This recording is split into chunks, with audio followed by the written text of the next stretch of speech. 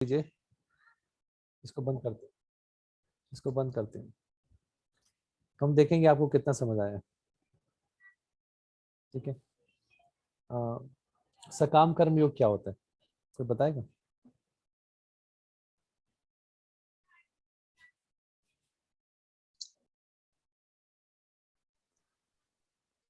हरे कृष्ण प्रभु। हाँ जी, कहिए, प्रभु, करिए बेटा। सकाम कर्म हो जिस मतलब कर्म करें लेकिन हमें फल की इच्छा हो, उसका रिजल्ट भोगने की इच्छा हो, ऐसा। ठीक है। सकाम कर्म योगी के बाद क्या आता है?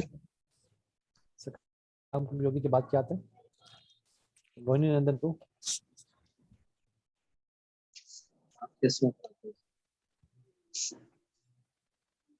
सकाम हरे कृष्ण। कर्म योगी, हाँ, सकाम कर्म योगी के बाद क्या बनता है योगी? निष्काम कर्म योगी।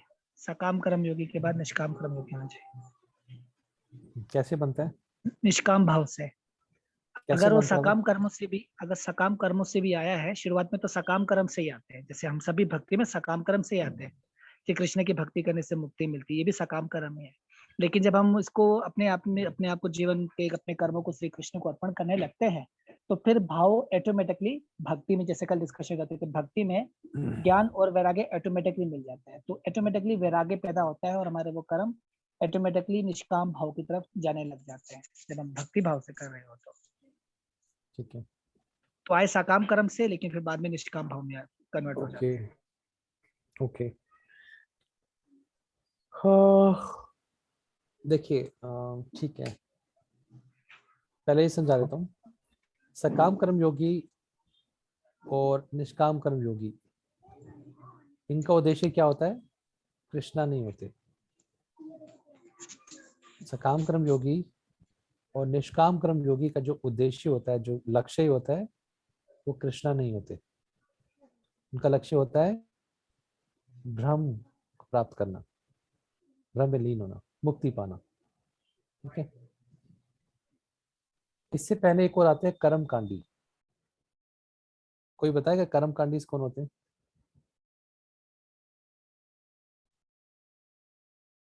आज अच्छा, दोबारा रिक्वेस्ट करते हैं। प्रभु शास्त्रों जो कोई वीडियो ऑन कर बताए, सके तो अच्छा है, नहीं तो कोई दिक्कत नहीं। अगर आप किसी इमरजेंसी में हैं तो अलग बात है, वीडियो ऑन कर सके तो अच्छा है, कोई इशू नहीं है। प्रभु जी ये शास्त्रों में बताया गया है जो भी हम कर्म करते हैं उनके फल प्राप्त करना, उनको कर्म कांडी कहते हैं। कर्म फल की प्राप्ति के लिए जो कर्म किए जाते हैं, भक्ति की जाती है, वो कर्म कांडी कहलाते हैं। ओके। कर्मकांडी वो होते हैं जो देवी देवताओं की उपासना करते हैं भौतिक लाभ के लिए। ठीक है। वो कृष्ण के पास इनडायरेक्ट तरीके से जाते हैं, डायरेक्ट नहीं जाते। ठीक है। Yes. सबसे पहले अब ये चीज, ये लास्ट अंतिम बार सुना रहे हैं और कल एक और बार रिपीट कर देंगे चाहे। तो अगर ये क्लियर नहीं होगा तो भगवत गीता में क्या चल रहा है कुछ नहीं समझ आएगा कि भगवान क्या है, क्या रहे अर्जुन को, अर्जुन कंफ्यूज क्या हो रहा है, और फिर भक्ति योग बताएंगे। सबसे पहली चीज सुनते हैं। मैंने आज प्रार्थना नहीं करी, मैं क्षमा चाहूंगा, मैं वेट कर रहा था तो क्वेश्चन शुरू हो गए। एक बार प्रार्थना करके शुरू करते हैं।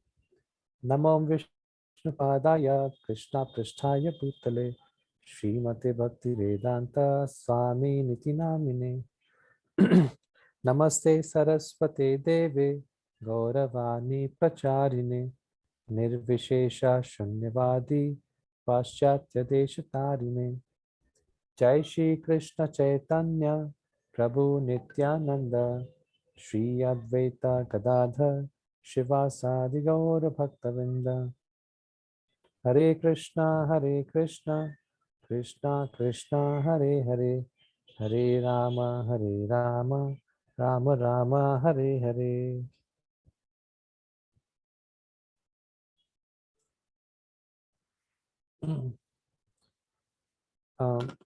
जैसे पहले बताया,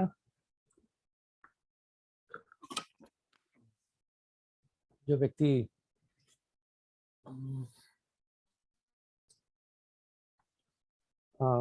शास्त्रों को नहीं मान रहा वो एक पशु के समान है। ठीक है। इसके बाद जब वो शास्त्रों को मानता है, शास्त्रों को मानने का मतलब वो वर्णाश्रम को मानता है, वो अपना वर्ण जानता है और वर्ण के हिसाब से अपने कार्य को करता है, कि भगवान ने हर किसी को उसका वर्ण दिया है, भगवान ने हर किसी को उसका वर्ण दिया है, उसको रुझान दिया है, उसके हिसाब से वो अपने कार्य में लगता है तो संतुष्ट होता है, भौतिक लेवल पे भी संतुष्ट होता है एक तरीके से। वो हालांकि नहीं हो सकता कोई भौतिक लेवल पे भी, लेकिन दुनिया में लोगों का रुझान है, तभी इतने सारे तरीके के ऑक्यूपेशंस हैं, इतने तरह के धंधे हैं, इतने तरीके के चीज़, व्यापार में हर चीज़ आ गई है ना, साइंटिस्ट हो गए, इंटेलेक्चुअल क्लास। तो कहने का मतलब भगवान ने हर किसी को रुझान दिया है और उसके हिसाब से अपने कार्य में लगा रहता है। तो व्यक्ति जब शास्त्र को मानता है, अब ये बिल्कुल धीरे से बताएंगे 5 मिनट में, पूरा योगा लेटर जिसको योग की सीढ़ी कहते हैं आपको क्लियर हो जाएगा। इसके बाद फिर अब क्या भगवान बात करें, कहाँ से हमने शुरुआत करी थी। देखिए अब मैं पुराना 3 अध्याय में जो किया है एक सेकेंड, 3 अध्याय में जो किया है पुराना, वो तो मैं सारा रिवाइज नहीं कराऊंगा, लेकिन एक क्या थीम चल रहा है इसको बता के हम आज 6ठे अध्याय तक चलते हैं। तो जब व्यक्ति शास्त्र को मानता है तो वर्ण और आश्रम के सिस्टम में रहता है। वर्ण और आश्रम का जो सिस्टम है, जिसको वर्णाश्रम सिस्टम कहते हैं, जो शास्त्रों पर आधारित है, इसमें व्यक्ति अपने वर्ण को जानता है, जानकर अपना आश्रम डिसाइड करता है और अपने कार्यों को भगवान के लिए करता है। शास्त्र कहते हैं अपने लिए मत जियो, सबसे पहले भगवान के लिए, भगवान को अर्पित करो। आपको मांगना भी है तो भगवान से मांग के करो। तो सबसे जो लोएस्ट लेवल है शास्त्रों को मानने का, वो है देवी देवताओं की उपासना करना, कर्मकांडी। ऐसे लोग भगवान से डायरेक्ट नहीं मांग रहे, इनडायरेक्टली मांग रहे हैं, ठीक है, इसको कहते हैं कर्मकांडी। जब व्यक्ति को और ज्ञान प्राप्त होता है तो व्यक्ति सकाम कर्म योगी बनता है। तो सकाम कर्म योगी भगवान के पास जा रहा है, कृष्णा के पास नहीं जा रहा, भगवान के पास जा रहा है। क्या कहता है कि मैं आपकी पूजा करूंगा, मेरी ये जो लिस्ट है मेरी, जो मेरी चाहिए मुझे, इसको पूरा करो, आप मेरी मांगे पूरा करो, मैं आपकी पूजा करता रहूंगा। ये होते हैं टेक्निकली सकाम कर्म योगी। कर्म कर रहा है, भगवान को भी दे रहा है, अच्छा रखो, और निष्काम कर्मी, काम कर्मी और आगे बढ़ता है, ज्ञान प्राप्त करता है। क्योंकि क्यों वो आगे बढ़ता है? आगे बढ़ता है क्योंकि वो भगवान के साथ जुड़ रहा है। जब भगवान के साथ कोई भी व्यक्ति जुड़ता है, परम भगवान के साथ भी, तो वो शुद्ध होता है। आगे अब सकाम कर्म योगी, निष्काम कर्म योगी जब बनता है तो क्या करता है? आगे बढ़कर और उन्नति करता है, एडवांस बनता है, तो क्या करता है? अपने कार्यों की अपेक्षा नहीं करता, वो अपने कर्तव्य से आसक्त होता है। मुझे अपने काम करना है और रिजल्ट जो देंगे परम भगवान जो देंगे, कर्म करो फल की इच्छा ना करो ना, ये जो आप सुना भी होगा। तो ये भी परम भगवान के लिए कार्य कर रहे हैं, ठीक है। अब सकाम कर्म योगी ऐसे ही कार्य करता रहता है तो बढ़ता रहता है, उसका शुद्धिकरण होता रहता है, कर्म फल की इच्छा नहीं रखता, भगवान के लिए काम करता रहता है, तो भ्रम में लीन हो जाता है, उसको मुक्ति प्राप्त हो जाती है, ठीक है। ये मुक्ति पाने के अलग अलग साधन बताएंगे आपको। सेकंड, इसके बाद मैं फिर 4 दिखाऊंगा। एक तो हो गया ये। अब ज्ञानी कौन होता है? ठीक है, ज्ञानी एक अलग प्रोसेस है, अलग विधि है भ्रम को प्राप्त करने की। एक तो हो गया सकाम कर्म, एक हो गया ज्ञानी, एक होता है ध्यान। 3 अलग अलग विधि हैं जिससे 3 अलग अलग व्यक्ति भगवान को प्राप्त कर सकते हैं। चाहे ये भी हो सकता है कर्म योगी आगे ज्ञान की तरफ बढ़े और आगे ध्यान भी करे, वो भी हो सकता है। टेक्निकली ऐसे ही होना चाहिए क्योंकि ज्ञान योगी क्या होता है? ज्ञान योगी क्या होता है? वो घर में नहीं रहता, चला जाता है। जब व्यक्ति वास्तव में ज्ञान योगी हो जाता है पूरी तरीके से, तो घर में नहीं रहता। तो क्या स्थिति होगी कि कब वो अपने सारे कार्यों को, ड्यूटीज को छोड़ देता है। ज्ञान योगी जो होता है बेसिकली अपने सारे कार्यों को छोड़ देता है, काम ही संसार में काम करना बंद कर देता है, सिर्फ भगवान के लिए जीना शुरू करता है और जंगल में चला जाएगा।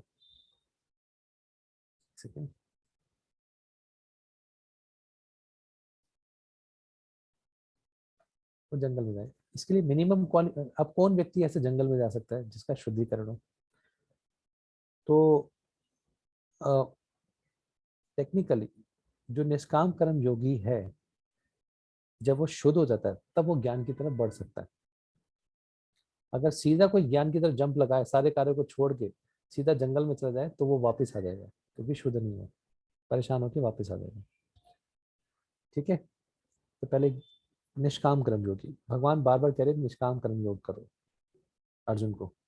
निष्काम परम भगवान के लिए काम करो और निष्काम कर्म योग करो, फल की इच्छा ना करो, कार्य करते रहो, कार्यों को मत छोड़ो, लड़ाई करते रहो, परम भगवान को इसको समर्पित करो। ठीक है, ये हो गया ज्ञान योगी, कर्म योगी, निष्काम कर्म योगी। तो जहां भी कर्म योगी का बोला भी जाता है तो जनरली वो निष्काम कर्म योग होता है, फल की इच्छा नहीं रखना।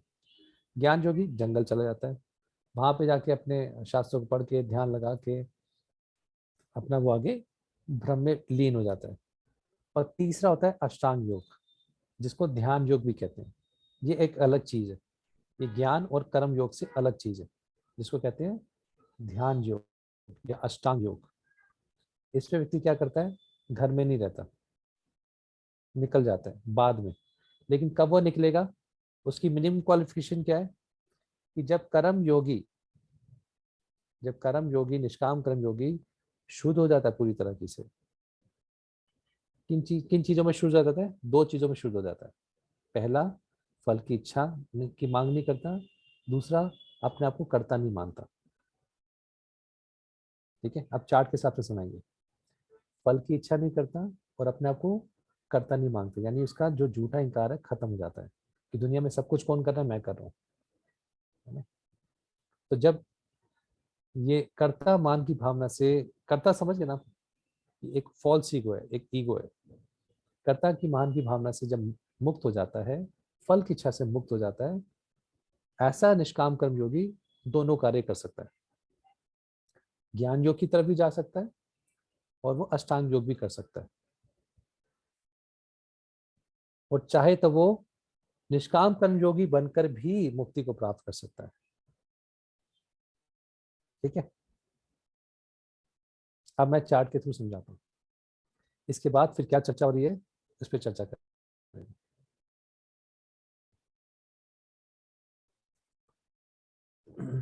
क्योंकि ये चार्ट समझना बड़ा जरूरी है। अभी मैं भक्ति योग की चर्चा नहीं करी, अभी मैंने सिर्फ ज्ञान योग, अष्टांग योग और कर्म योग की चर्चा करी है। ठीक है, सबसे पहले पाप में जीवन होता है। जैसे व्यक्ति को शास्त्रों को मांगना शुरू करता है तो हो सकता है कि शुरुआत में वो कर्म कांड के कार्य या फिर सकाम कर्म योग में लगे, फल की इच्छा लगे। जब ये यहाँ पे बढ़ रहा है, उसकी चेतना बढ़ रही है, यहाँ पर जो ये बढ़ रहा है ना, ये चेतना बढ़ रही है उसकी। ये अलग अलग विधि है, ये समझ आ रहे हैं? इसको मैं थोड़ा सा वैसे, एरो दिख रहा है मेरा एरो? ठीक है, देखो मैं जो एरो बढ़ा रहा हूँ ये क्या चीज है, ये इसकी चेतना बढ़ रही है। ऊपर लिखना कॉन्शियसनेस वर्सेस प्रोसेस, ये है उसकी चेतना बढ़ रही है, वो शुद्ध होता जा रहा है। ठीक है, चेतना का विकास है। ये क्या है, ये वाला एरो, ये निष्काम कर्म योग का एरो है, ये एक अलग विधि है मुक्ति पाने का। ज्ञान योग एक अलग विधि है मुक्ति पाने की। अष्टांग योग एक अलग विधि है मुक्ति पाने की। ठीक है, जो व्यक्ति ज्ञान योग, निष्काम कर्म योग कर रहा है, ठीक है, जब जो व्यक्ति, अभी इसको ध्यान से सुनिए, यहाँ पे इंपॉर्टेंट बात आएगी। जो व्यक्ति निष्काम कर्म योग कर रहा है, अपने फल को परम भगवान को दे रहा है, अपने वर्ण और आश्रम के हिसाब से, ब्राह्मण क्षत्रिय वैश्य शूद्र के हिसाब से अपने कर्तव्य को निभा रहा है, फल की इच्छा नहीं कर रहा। पहले चीज मुक्ति होगी उसकी फल की इच्छा से।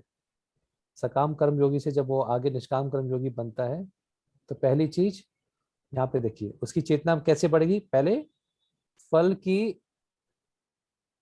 इच्छा से मुक्ति होगी। ठीक है, सिर्फ फल की इच्छा से मुक्ति होना पर्याप्त नहीं है। अभी वो अपने आप को कर्ता मानता है कि सारे काम मैं कर रहा हूँ, मैं ब्राह्मण हूँ। अभी वो शरीर से आ सकता है अपने, फल की इच्छा नहीं कर रहा। ब्राह्मण क्षत्रिय एक प्रोग्राम दिया तो किसने किया? मैंने किया है ना। तो ये हो गया फल की इच्छा, और अपने आप को कर्ता भी मानना, मेरे कारण इतने लोग जुड़ गए हैं, है ना। तो दो चीजों में शुद्ध होता है सकाम कर्म योगी। जब काम कर्म योगी बनता है तो दो चीजों में शुद्ध हो जाता है। क्या? फल की इच्छा को छोड़ता है, दूसरा कर्ता भावना। कर्ता भावना क्या होती है? कि सब कुछ मैं कर रहा हूँ, मेरे कारण में, मैं करता हूँ। मैं करता हूँ इसको कैसे आप कह सकते हैं कि कि मैं, अभी इसको इंकार है, झूठा इंकार, कि मैं ब्राह्मण क्षत्रिय हूँ। लेकिन जब ये शुद्ध हो जाता है कर्ता भावना से, तो उसको क्या लगता है? कि सब कुछ भगवान का सैंक्शन होता है, सैंक्शन से हो रहा है। और उसको ये भी समझ आ जाता है, अब आज भी ये चर्चा करेंगे, सब कुछ भगवान के सैंक्शन से तो हो रहा है, लेकिन भगवान किसी के कार्य के लिए रिस्पॉन्सिबल नहीं है। अर्जुन को ये डाउट हो गया, आज जो श्लोक पढ़ेंगे वहां पे अर्जुन को ये डाउट हुआ कि कर्ता मैं नहीं हूँ। अच्छा, तो कर्ता कौन है? मेरे अलावा भी कर्ता है, या दो तरह के कर्ता और होते हैं। तो जीव अपने आप में एक कर्ता नहीं है। देखिए, हम सिद्धांत, ये इतना सिद्धांतिक रूप से क्यों समझ रहे हैं? इससे मन स्ट्रांग होता है। तत्व से चीजों को समझ से मन स्ट्रांग होता है, आपको सिद्धांत क्लियर होते हैं। हमारी स्थिति क्या है, प्रकृति कौन है, और परमात्मा क्या है, हम तीनों में हम तीनों में कैसे एक दूसरे से कनेक्टेड है। ठीक है, तो आज हम निष्काम कर्म योग, एक एक अलग विधि है, इससे भी व्यक्ति भ्रम को प्राप्त कर सकता है। देखिए एरो जा रहा है, ठीक है। जब व्यक्ति निष्काम कर्म योग करके कर्ता की भावना से मुक्त हो जाता है, तब ये लेवल आ जाता है कि वो घर छोड़ सकता है। जब अपनी ड्यूटी से अनासक्त हो गया, वो समझ आता है कि मैं शरीर नहीं हूँ, मैं एक आत्मा हूँ। जहां तक वो अपने कर्ता की भावना, मतलब अपने अपने शरीर से आसक्त है, ये एक लेवल है जब वो व्यक्ति ज्ञान योग की तरफ आगे बढ़ सकता है, घर छोड़ सकता है। ठीक है, अब इसमें एक और चीज, अब आज हम जो डिस्कस करेंगे अष्टांग योग का भी थोड़ा सा एक ब्रीफ बता देता हूँ। ये जो हम बता रहे हैं, एक योग के द्वारा व्यक्ति मुक्ति कैसे पाता है, भ्रम को कैसे प्राप्त करता है, ये भगवान अभी बता रहे हैं। योग के द्वारा, योग की क्या सीढ़ी है जिसके द्वारा वो भ्रम को प्राप्त कर सकता है। तो व्यक्ति शुरुआत करेगा सकाम कर्म योग से, और निष्काम कर्म योग की तरफ आगे बढ़ेगा। जब फल की इच्छा से मुक्त होगा, कर्ता भावना की, शरीर से आसक्ति से मुक्त होगा, तो आगे और शुद्धिकरण के लिए काम करेगा, तो इसके ऊपर वो भ्रम लीन हो जाएगा। उसको ज्ञान योग, अष्टांग योग करने की जरूरत नहीं है। ठीक है, लेकिन एक और विधि, देखिए भगवान तो पूरा ज्ञान दे रहे ना। अब जब निष्काम कर्म योग कर्ता भावना से मुक्त हो गया, तो वो इस विधि का भी पालन करके जा सकता है ना। निश्चित रूप से देखिए, आप कहते हैं ना कि जो घर में रह के भक्ति करना मुश्किल हो जाता है ना, संसार के आकर्षण आते हैं, जॉब करना है, तो ज्ञान योग बेटर है। संसार को छोड़ दिया, अब से भगवान, अगर मुक्ति पाना ही जीवन का उद्देश्य है, तो मुझे भगवान में ही लीन होना है, तो फिर संसार में काम करने की जरूरत है। ज्ञान योग अच्छा देखने में अच्छा लगता है, भगवान ने पहले भी किया, ज्ञान योग बढ़िया है, लेकिन कौन कर सकता है ज्ञान योग? ज्ञान योग वो व्यक्ति कर सकता है जो शरीर की आसक्ति से मुक्त हो गया है और फल की आसक्ति से मुक्त हो गया। और इसके अंदर एक रिस्क भी है, फिर भगवान कहते हैं रिस्क है। अगर व्यक्ति को लग रहा है मैं फल से आसक्ति से मुक्त हो गया हूँ, चाहे मैं शरीर की आसक्ति से भी मुक्त हो गया हूँ, तो इसका सर्टिफिकेट तो कोई देगा नहीं, कैसे पता लगेगा? जंगल में जाएगा, शायद गिर सकता है। इसलिए बार बार भगवान कह रहे हैं निष्काम कर्म योग ही करते रहो, करते रहो, करते रहो। और हालांकि सारे योग की सब चीजें बता रहे हैं, अभी भगवान ने भक्ति योग के बारे में स्पेसिफिकली नहीं बताया। हालांकि प्रभुपाद जी के सारे तात्पर्य पढ़ोगे, वो क्या कहते हैं कि चाहे निष्काम कर्म योग का जो फल है, चाहे ज्ञान योग का जो फल है, चाहे अष्टांग योग का भी जो फल है, सब कुछ आपको भक्ति योग से मिल जाएगा। वो कैसे? भक्ति योग क्या आता है कि मुझे गोलोक वृंदावन जाना है, ये होता है भक्ति योग। मुझे कृष्ण को प्राप्त करना है, मेरे को मुक्ति नहीं चाहिए, मेरे को कृष्ण चाहिए। तो ये सब कहाँ तक जा रहे हैं? अष्टांग योगी, ज्ञान योगी और निष्काम कर्म योगी ये भ्रम तक लीन हो सकते हैं ज्यादा से ज्यादा, है ना। लेकिन हम जा रहे हैं सीधा भगवान। भगवान कौन है? श्री कृष्ण। भगवान श्री कृष्ण के 3 स्तर पर उनका साक्षात्कार होता है। ये इंपॉर्टेंट चीज है, इसको ध्यान से सुनिए। भगवान श्री कृष्ण का 3 स्तर पर साक्षात्कार हो सकता है। जो सबसे पहला साक्षात्कार है वो ब्रह्म का होता है, कि भगवान के शरीर से जो रोशनी निकलती है। जो अध्यात्मवादी, जो पतंजलि योग जो सिस्टम फॉलो करते हैं, वो परमात्मा के ऊपर ध्यान लगाते हैं कि भगवान मेरे हृदय में है। भगवान हर जगह तो है लेकिन मेरे साथ है, मेरे हृदय में। तो परमात्मा के रूप के दर्शन करते हैं, ये पतंजलि योग में होता है। और जो भक्त है वो भगवान श्री कृष्ण, जो भगवान के 2 फीचर है, उससे आकर्षित नहीं होता, ब्रह्म और परमात्मा से आकर्षित नहीं होता, वो सीधा भगवान कृष्ण को जाता है। तो इसके बाद जब 6ठा अध्याय अंत में आएगा तो भगवान भक्ति योगी की के बारे में बताना शुरू करेंगे। अभी बता रहे निष्काम कर्म योग, ज्ञान योग और अष्टांग योग। हालांकि आप सब कह सकते हैं कि ये एक्चुअली बहुत टेक्निकल विषय बन जाता है, लेकिन भगवान ज्ञान पूरा दे रहे हैं। प्रभुपाद जी इस टेक्निकलिटी में फंसते नहीं है, इतनी मुश्किल जटिल चीजों में नहीं फंसते। वो हर चीज का उत्तर हर पद में भक्ति योगी ही करना है, भक्ति योगी करना है, भक्ति योग करना है, यही बताते रहते हैं। भक्ति योगी बनना है, क्योंकि प्रभुपाद ने गीता सभी के लिए, एक साधारण व्यक्ति के लिए लिखी, जो इतनी टेक्निकल चीजें नहीं समझ सकता। हालांकि हम भक्ति शास्त्री कोर्स करें तो हम ये एक चीज बता रहे हैं कि योगा लैडर ऐसी होती है, लेकिन हमें सिर्फ समझने के लिए, ताकि पता हो गीता में ठीक है ज्ञान योग, निष्काम कर्म योग और अष्टांग योग लिखा है, लेकिन भक्ति योग से सारे उसके उद्देश्य प्राप्त किए जा सकते हैं। इसलिए हमें इन योग को जानने की जरूरत भी नहीं है, और दूसरा हमारे लिए प्रैक्टिकल भी नहीं है। कौन घर छोड़ सकता है और जंगल में जाके तपस्या कर सकता है या संसार से विरक्त हो सकता है? तो साधारण व्यक्ति के लिए नहीं है। क्योंकि अगर सीधे बताएं तो हमने आश्रम में भी देखा है ना, ब्रह्मचारी आश्रम में, तो संसार से छूटना इतना आसान नहीं होता। चाहे घर भी छोड़ दो, चाहे किसी आश्रम में रह रहे हैं, और पूरा कोई एक इस ब्रह्मचारी आश्रम में भी रह जाए, ये बहुत एक्सेप्शनल चीज होती है। सबके लिए साधारण नहीं होता, मतलब आसान नहीं होता है, एक्सेप्शनल चीज है ना। तो व्यक्ति अपना परिवार वार छोड़ दे, ये बहुत ही एक्सेप्शनल चीज है। तो इसलिए हमारे लिए क्या प्रैक्टिकल फैमिली में रहते हुए भक्ति योग करें। और अभी 6 चैप्टर की शुरुआत तक भगवान क्या कहते रहते हैं? ये अर्जुन निष्काम कर्म योग करते रहो, करते रहो, करते रहो। क्योंकि जब तक, जहां तक कर्ता भावना और फल की इच्छा से मुक्त नहीं होगे, तो ना ज्ञान योग कर पाओगे। ज्ञान योग का मतलब अपने सारे कार्यों को छोड़ पाओगे, ना अष्टांग योग में ध्यान लगा पाओगे। क्योंकि अभी आपकी शरीर से आ सकती है और आपकी फलों से आ सकती है, तो डिस्ट्रैक्शन होगा। ठीक है, समझ आ गई? चार्ट समझ आ गया? कोई पूछना चाहे तो पूछ लें, क्योंकि आज हम दौड़ के फिर बढ़ेंगे 5वें अध्याय को खत्म करके 6ठे अध्याय तक, क्योंकि समय पे खत्म भी करना है। यस तेजस्वान प्रभु जी। कृष्ण प्रभु जी। प्रभु जी, कल जैसे आपने बताया था आज भी ये चार्ट समझाया है, धन्यवाद। तो जो भी मतलब हम ये सेवा कर रहे हैं, जैसे कि आपने बताया अष्टांग योग है वो भी मुक्ति दे सकता है, और कर्म योग है वो भी मुक्ति दे सकता है, और निष्काम योग है वो भी मुक्ति दे सकता है। तो जब सब चीजें ही मुक्ति दे सकती हैं, तो मतलब अगर ये सब चीजें ना, भक्ति ना करें, किसी एक चीज को अपनाएं, तो भी तो आदमी मुक्त हो सकता है ना? हो सकता है। फिर इतने नियम क्यों? हो सकता है, लेकिन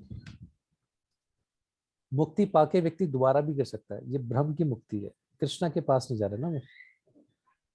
ब्रह्म में लीन होके क्या होता है? ऐसी मुक्ति क्या होती है? सायुज्य मुक्ति इसको बेसिकली कहते हैं, सॉरी, ब्रह्म में लीन वाली मुक्ति। ऐसी मुक्ति में क्या होता है? ऐसी मुक्ति में व्यक्ति ऐसा है कि भगवान के प्रकाश में जाके लीन हो गया। ये वैसे ही है जैसे कि आपको एक कमरे में बंद कर दिया और आप अकेले हैं। वहां पर कोई भगवान की सेवा नहीं होती, सिर्फ आप एक, मान लीजिए कमरे के अंदर बंद कर दिया और आप आप शांति को प्राप्त करेंगे। लेकिन आत्मा का सबसे बेसिक जो लक्षण है, फंक्शन है, वो क्या है? एक्शन, इंटरैक्शन, कुछ कार्य करना, कार्यशील होना। तो वहां पे कार्यशीलता हो जाती है। तो जब उसको वहां पे कुछ कार्य नहीं मिलता, तो भागवतम में लिखा है ऐसी मुक्ति प्राप्त करने के बाद भी वो दोबारा नीचे गिर जाता है। तो इसलिए टेक्निकली ये मुक्ति तो प्राप्त कर रहे हैं, लेकिन उस मुक्ति में स्थित नहीं हो पाते, दोबारा नीचे गिर जाते हैं। इनको लग रहा है हमारी मुक्ति तो हो रही है, लेकिन जी जी। अगर वो परमात्मा और भगवान की तरफ आगे नहीं बढ़ेंगे, तो ब्रह्म मुक्ति के बाद दोबारा संसार में दोबारा गिर जाएंगे। इसलिए टेक्निकली ये मुक्ति नहीं है। तो ये लाइट भी तो जो है वो भगवान के शरीर से ही होती है ना? हाँ, भगवान के शरीर से आ रही है, लेकिन उसमें भगवान की सेवा प्राप्त नहीं हो रही, तो कार्यशीलता हो जाती है, कार्यहीनता हो जाती है, किसी कोई कार्य करने को मिल नहीं रहा। तो तभी भगवान में भागवतम में बता रहे हैं पतंती यथा युष्मात, क्योंकि भगवान के चरणों की सेवा नहीं मिलती। तो जीव जो है वो है कौन? जीव है कृष्ण का अंश। और जीव है कौन? ये सबसे हाईएस्ट फिलॉसफी, अगर ये क्लियर है तो सब कुछ समझ आता है। जीव है, जीव जो चैतन्य महाप्रभु ने स्वयं दिया, स्वयं कृष्ण ने बोला जीवेर स्वरूप होय कृष्णेर नित्यदास। वो भ्रम में जाके संतुष्ट नहीं होगा, क्योंकि उसकी पूरी प्रगति नहीं हो रही, कृष्ण तक नहीं जा रहा ना। तो ये सिर्फ मुक्ति तक जा रहे हैं। जीवेर स्वरूप होय कृष्णेर, इसलिए चैतन्य महाप्रभु ने आके ये संदेश दिया, कृष्ण का दास है, दास सेवा करता है, तो सेवा नहीं मिल रही उसकी। तो संतुष्ट जीव तभी होगा जब तक भगवान तक जाएगा। ठीक है, ठीक है, थैंक यू। ओके, रोहिणी नंदन प्रभु।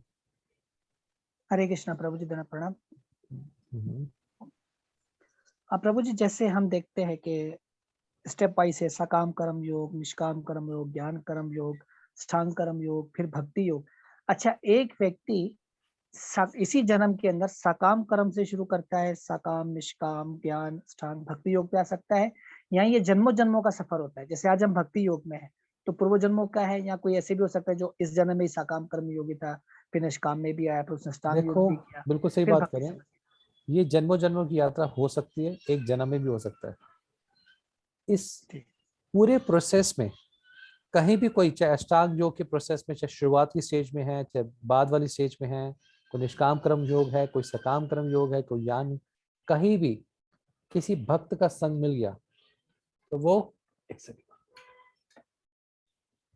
भक्ति योग में आ जाएगा। भक्ति योग में गुरु और कृष्ण की कृपा से ही भक्ति योग में आ सकता है। ठीक है, कहीं भी उसका भक्त का संग मिल गया किसी भी जन्म में, चाहे इस जन्म में, वो भक्ति योगी बन सकता है। जैसे हम सब पर हम कहते हैं कि प्रभुपाद की कृपा है, हमारे पास कोई काबिलियत नहीं थी, प्रभुपाद की कृपा से हम लोगों को भक्ति योग मिला है। हो सकता है, और है भी ऐसा कि कई सारे लोग योग का प्रयास कर रहे थे पिछले जीवनों में, और इस जीवन में भक्त का संग मिल गया, क्योंकि एक जीवन की तो यात्रा होती नहीं, बहुनाम जन्म नाम अंते।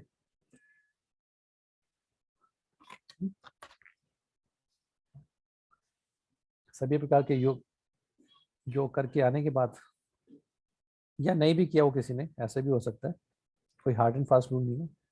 किसी ने कुछ योग किया हो तो भी वो भक्त का संग करके आ गया हो, ऐसे कई सारे लोग होंगे। तो देख के पता लग जाता है, जो योगी बड़े स्ट्रिक्ट होते हैं, खासकर सन्यासी इसको दे सकते हैं, जो स्ट्रिक्ट सन्यासी हैं, बहुत ही स्ट्रिक्ट ब्रह्मचारी भी हैं, उनको देख के पता लग जाता है कि ये थोड़ा सा रवैये से भी पता लग जाता है कि हाँ ये योग से आ रहे हैं, क्योंकि स्ट्रिक्टनेस दिखती है, हृदय की वो जो ड्राइनेस है वो जाती नहीं है। समझ रहे बात को? कई कोई ऐसे हों जिसका बहुत स्ट्रिक्टनेस हो अपने ब्रह्मचारी के पालन में, लेकिन हृदय की ड्राइनेस नहीं जाती, रफ हो जाता है, बड़े गुस्से में आ जाते हैं, बड़ा चिड़चिड़े हो जाते हैं। ऐसा नहीं इसका सबको जज करना चाहिए ये योग से आया है, एक उदाहरण दे रहे हैं, क्योंकि भक्ति से हृदय भक्ति वाला होता है, वो दूसरे को एक भक्त के रूप में देख पाता है, तो हृदय की ड्राइनेस नहीं जाती, वो ना थोड़ा सा हृदय ड्राई रहता है। तो वो जब तक भक्ति की पूर्णता प्राप्त नहीं करता। तो ये है कि जो योग से सीधा भक्ति में आ रहा है तो बहुत होगा, नियमों के पालन में बहुत स्ट्रॉन्ग होगा, लेकिन छोटी सी चीज में बड़ा गुस्सा आ जाएगा उसको। ऐसे व्यक्ति जो योग से भक्ति में आ रहा है ना, तो कुछ लक्षण से आप देख सकते हो उसको। तो योगी जो होगा ना, क्योंकि उसका भगवान की सेवा से वो आनंद नहीं मिल रहा, तो उसका हृदय बड़ा ड्राई हो जाता है, फ्रस्ट्रेशन मिलती है उसको। तो जो ऐसे योगी जब भक्ति में आता है तो भक्ति से शुद्ध होता है, धीरे धीरे फिर कृष्ण के प्रति जो सेवा प्राप्त करता है, उसका हृदय फिर भक्त वाला बनता है, भगवान कृष्ण से जुड़ जाता है और भगवान की खुशी के लिए काम करना चाहता है। Heart of a devotee, basically he gets a heart of a devotee, एक भक्त का हृदय बनता है एक योगी के हृदय से। यस दर्शना माता जी, कुछ प्रश्न आपको और कोई भी है? हरे कृष्ण प्रभु, ज्ञान योगी जो होगा ना, वो जंगल में जाके क्या काम करेगा? शास्त्रों को पढ़ेगा, जंगल में जाएगा या फिर पहले अकेला रहेगा, शास्त्रों पढ़ेगा, ध्यान लगाएगा, परम भगवान पे ध्यान लगाना शुरू करेगा। और कर्म सन्यासी क्या करेगा? कर्म सन्यासी का दूसरा नाम ज्ञान योगी है, दोनों एक ही बात है। कर्म सन्यासी जो अपने कर्म को छोड़ रहा है, ये ज्ञान योगी का दूसरा नाम है। ठीक है, थैंक यू प्रभु, थैंक यू। रोनी नंदन जी। हरे कृष्णा प्रभु, ज्ञान योगी को भगवान श्री कृष्ण ने सर्वश्रेष्ठ बताया, जैसे हम अभी छठे अध्याय के लास्ट में 7वें में आगे पढ़ेंगे। तो ज्ञान योगी को हम लोग ये भी तो कह सकते हैं कि उसको श्री कृष्ण का ज्ञान है। नहीं नहीं, ये परम भगवान की तरफ जा रहे हैं। श्री कृष्ण का ज्ञान हो गया, वो भक्ति योगी हो गया, वो भक्ति योगी हो जाएगा। ठीक है, अब शुरू करते हैं। अब हम रफ्तार के साथ पढ़ेंगे, मैंने बैकग्राउंड जो देना था दे दिया, अब रफ्तार के साथ पढ़ते हैं आगे। ऐसा नहीं कुछ छोड़ेंगे, ऑब्वियसली एक बैकग्राउंड क्रिएट करना ज्यादा इंपॉर्टेंट था। तो तेजस्वान प्रभु जी कुछ कहना चाहते हैं? पहले का हाथ था बस प्रभु। ठीक है, ठीक है, ओके। ओके, शुरू करते हैं।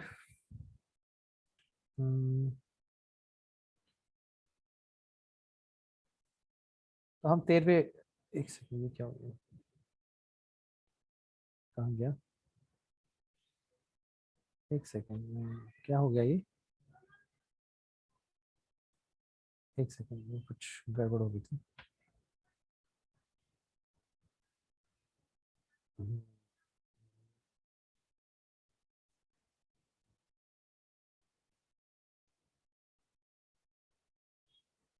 अम, 8-10, ठीक है। देखिए, एक छोटी चीज बता देते हैं, हालांकि हम 13वें से पढ़ना शुरू करना है, थोड़ा सा ये बताना जरूरी है। 5वें अध्याय का 8वां जो श्लोक, थोड़ा सा समराइज कर देता हूँ पहले, जो हमने नई चर्चा करी, थोड़ी सी छूट गई थी चर्चा।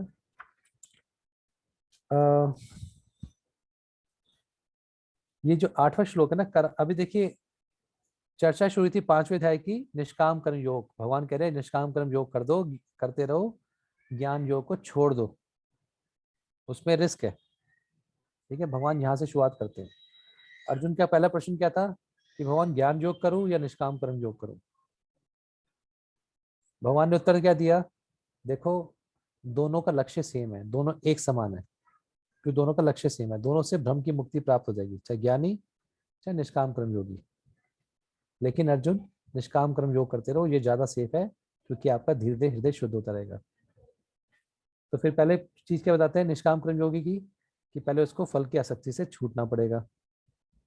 ठीक है, अब 8वें श्लोक में क्या बता रहे हैं, यहाँ पे 8वें 9वें श्लोक में, वो शरीर की आसक्ति से भी छूट रहा है, कर्ता भावना जिसको कहते हैं, इससे छूट रहा है 8वें 9वें श्लोक में।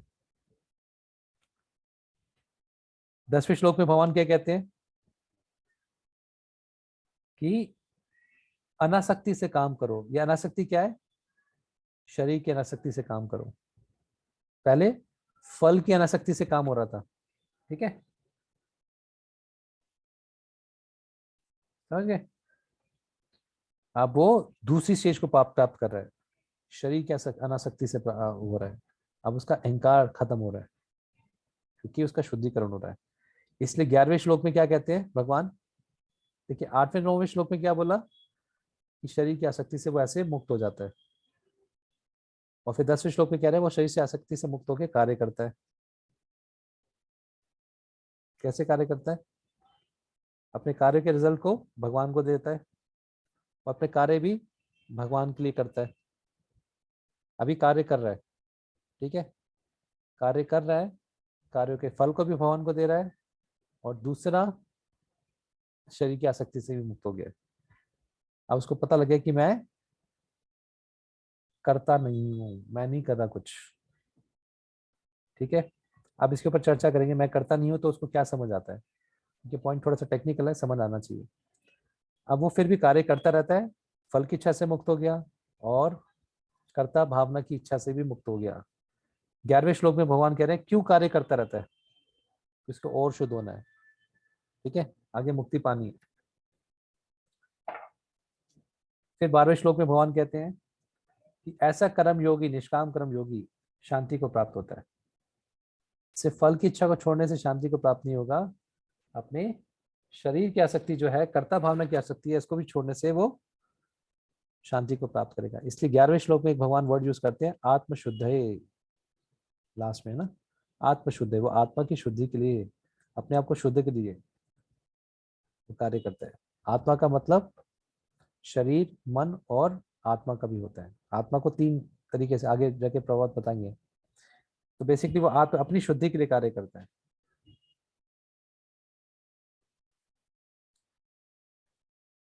दसवें श्लोक के बाद एक प्रश्न उठ सकता है कि अगर व्यक्ति फल की इच्छा से मुक्त हो गया, शरीर की आसक्ति से भी मुक्त हो गया, तो फिर भी वो काम क्यों करता रहता है।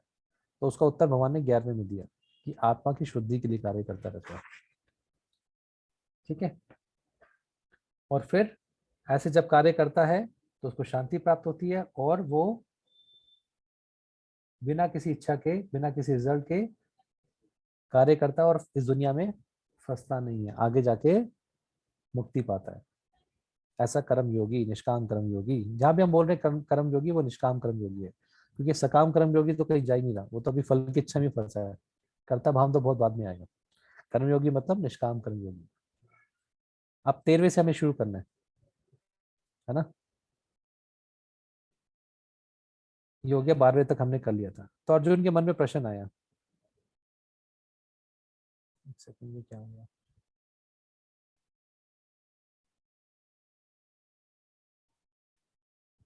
तो अर्जुन के मन में प्रश्न आया कि अगर जीव ही सब कुछ करता है तो कर्ता की शक्ति कहां से मिली। सॉरी, 13वें प्रश्न में क्या है, भगवान क्या कर रहे हैं। 13वां, 14वां, 15वां 3 श्लोकों में भगवान बता रहे जीव की स्थिति क्या है, जीव ज्यादा से ज्यादा क्या कर सकता है। जीव ज्यादा से ज्यादा इच्छा कर सकता है, ये उसका कर्ता भावना है। जीव एक जीवात्मा है, ज्यादा से ज्यादा इच्छा कर सकता है। तो 13वें श्लोक में पढ़ते हैं, सर्व कर्माणि मनसा संन्यास्यास्ते, मैं इंग्लिश में पढ़ता हूँ, सर्व कर्माणि मनसा संन्यास्यास्ते सुखम वशी नव द्वारे पूरे देहि नेवम कुर्वन् न कार्यवन। ठीक है, भगवान क्या कह रहे हैं, जो जीवात्मा है अपने स्वभाव को कंट्रोल में करके दुनिया के सारे कार्यों को छोड़ता है और इस जो 9 द्वार की जो सिटी है, शहर है, उसमें रहता है। 9 द्वार का शहर क्या है, इस शरीर में 9 छिद्र हैं, 2 नाक, 2 आंख, 2 कान और 2 नीचे, तो 9 छिद्र हैं। इस शरीर के अंदर रहता है और व्यक्ति क्या करता है, सिर्फ इच्छा कर सकता है। भगवान बता रहे हैं जीव का सिर्फ क्या रोल है कर्ता भावना में, है ना। जीव वास्तव में करता है ही नहीं, लेकिन अगर कर्ता भावना में क्या रोल है, जीव सिर्फ इच्छा कर सकता है। तो प्रभुपाद बता रहे हैं यहाँ पर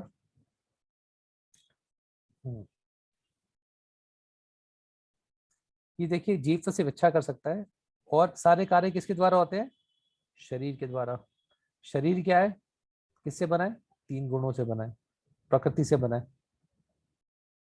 शरीर कहाँ से बना है, प्रकृति से बना है ना, प्रकृति मतलब 3 गुण। तो प्रभुपाद यहाँ पे बताते हैं कि कृष्ण भावना से व्यक्ति अपनी स्वाभाविक स्थिति को जान सकता है, और जो कृष्ण भावना में को स्वीकार करता है वो शरीर के कार्य से अलग हो जाता है, अपने आप को शरीर नहीं मानता। और इस प्रकार के जब वो संयमित जीवन जीता है कृष्णा भर में, तो वो खुश रहता है इस शरीर के अंदर, जो 9 द्वार का शहर बताया जाता है, जिसको सिटी ऑफ 9 गेट्स। ये शरीर जो 9 द्वारों का शहर है। न द्वारे पूरे देही हंसो लीलायते बही वशी सर्वस्य लोकस्य स्थावरस्य चरस्य च। ये शरीर के 9 द्वार है। 2 आंख, 2 नाक, 2 कान, 1 मुंह और 1 गुदा द्वार और 1 जेनिटल्स। तो कृष्णा भावनामृत से प्रभुपाद जी बता रहे हैं व्यक्ति दोनों तरह के कार्यों से मुक्त हो जाता है शरीर के, अंदर से और बाहर से दोनों मुक्त हो जाते हैं। आगे अब भगवान 14वें श्लोक में क्या कहते हैं? 13वें श्लोक में बताया गया है कि एक जीव सिर्फ इच्छा कर सकता है, ठीक है। जीव जब मुक्त हो जाता है तो सारे कार्यों को छोड़कर वो शरीर में रह भी रहा होता है, लेकिन शरीर से आसक्त नहीं होता। यह है 13वां श्लोक। और जीव क्या कर सकता है? सिर्फ इच्छा कर सकता है। 14वें श्लोक में न कर्तृत्वम न कर्माणि लोकस्य सृजति प्रभु न कर्मफलम संयोगम स्वभावस्तु प्रवर्तते। अब क्या कह रहे हैं भगवान? जीव तो कुछ कर नहीं सकता, जीवात्मा कुछ नहीं कर सकती, तो कार्य कौन करता है? प्रकृति करती है, प्रकृति करवाती है। और जीव को कार्य करना तो किसकी मदद से करेगा? प्रकृति की मदद से। अब प्रकृति को कौन बनाता है? भगवान कृष्ण बनाते हैं। तो अर्जुन के मन में क्या प्रश्न आया? अरे भगवान, अगर प्रकृति के के मास्टर भगवान है, तो यानी हमारे कार्यों के रिस्पॉन्सिबल कौन है? भगवान हुए। अर्जुन को यहाँ पर एक प्रश्न आ गया कि अगर प्रकृति ही सारे काम करती है, प्रकृति किसके अंदर काम करती है? भगवान के अंदर। मया दक्षिण प्रकृति सूयते सचराचरा। जीव से इच्छा कर सकता है, यानी कार्य कौन कर रहा है? प्रकृति कर रही है। तो पहले इसको समझते हैं, इसके बाद में फिर भगवान इसको काटेंगे। तो प्रभात बता रहे हैं,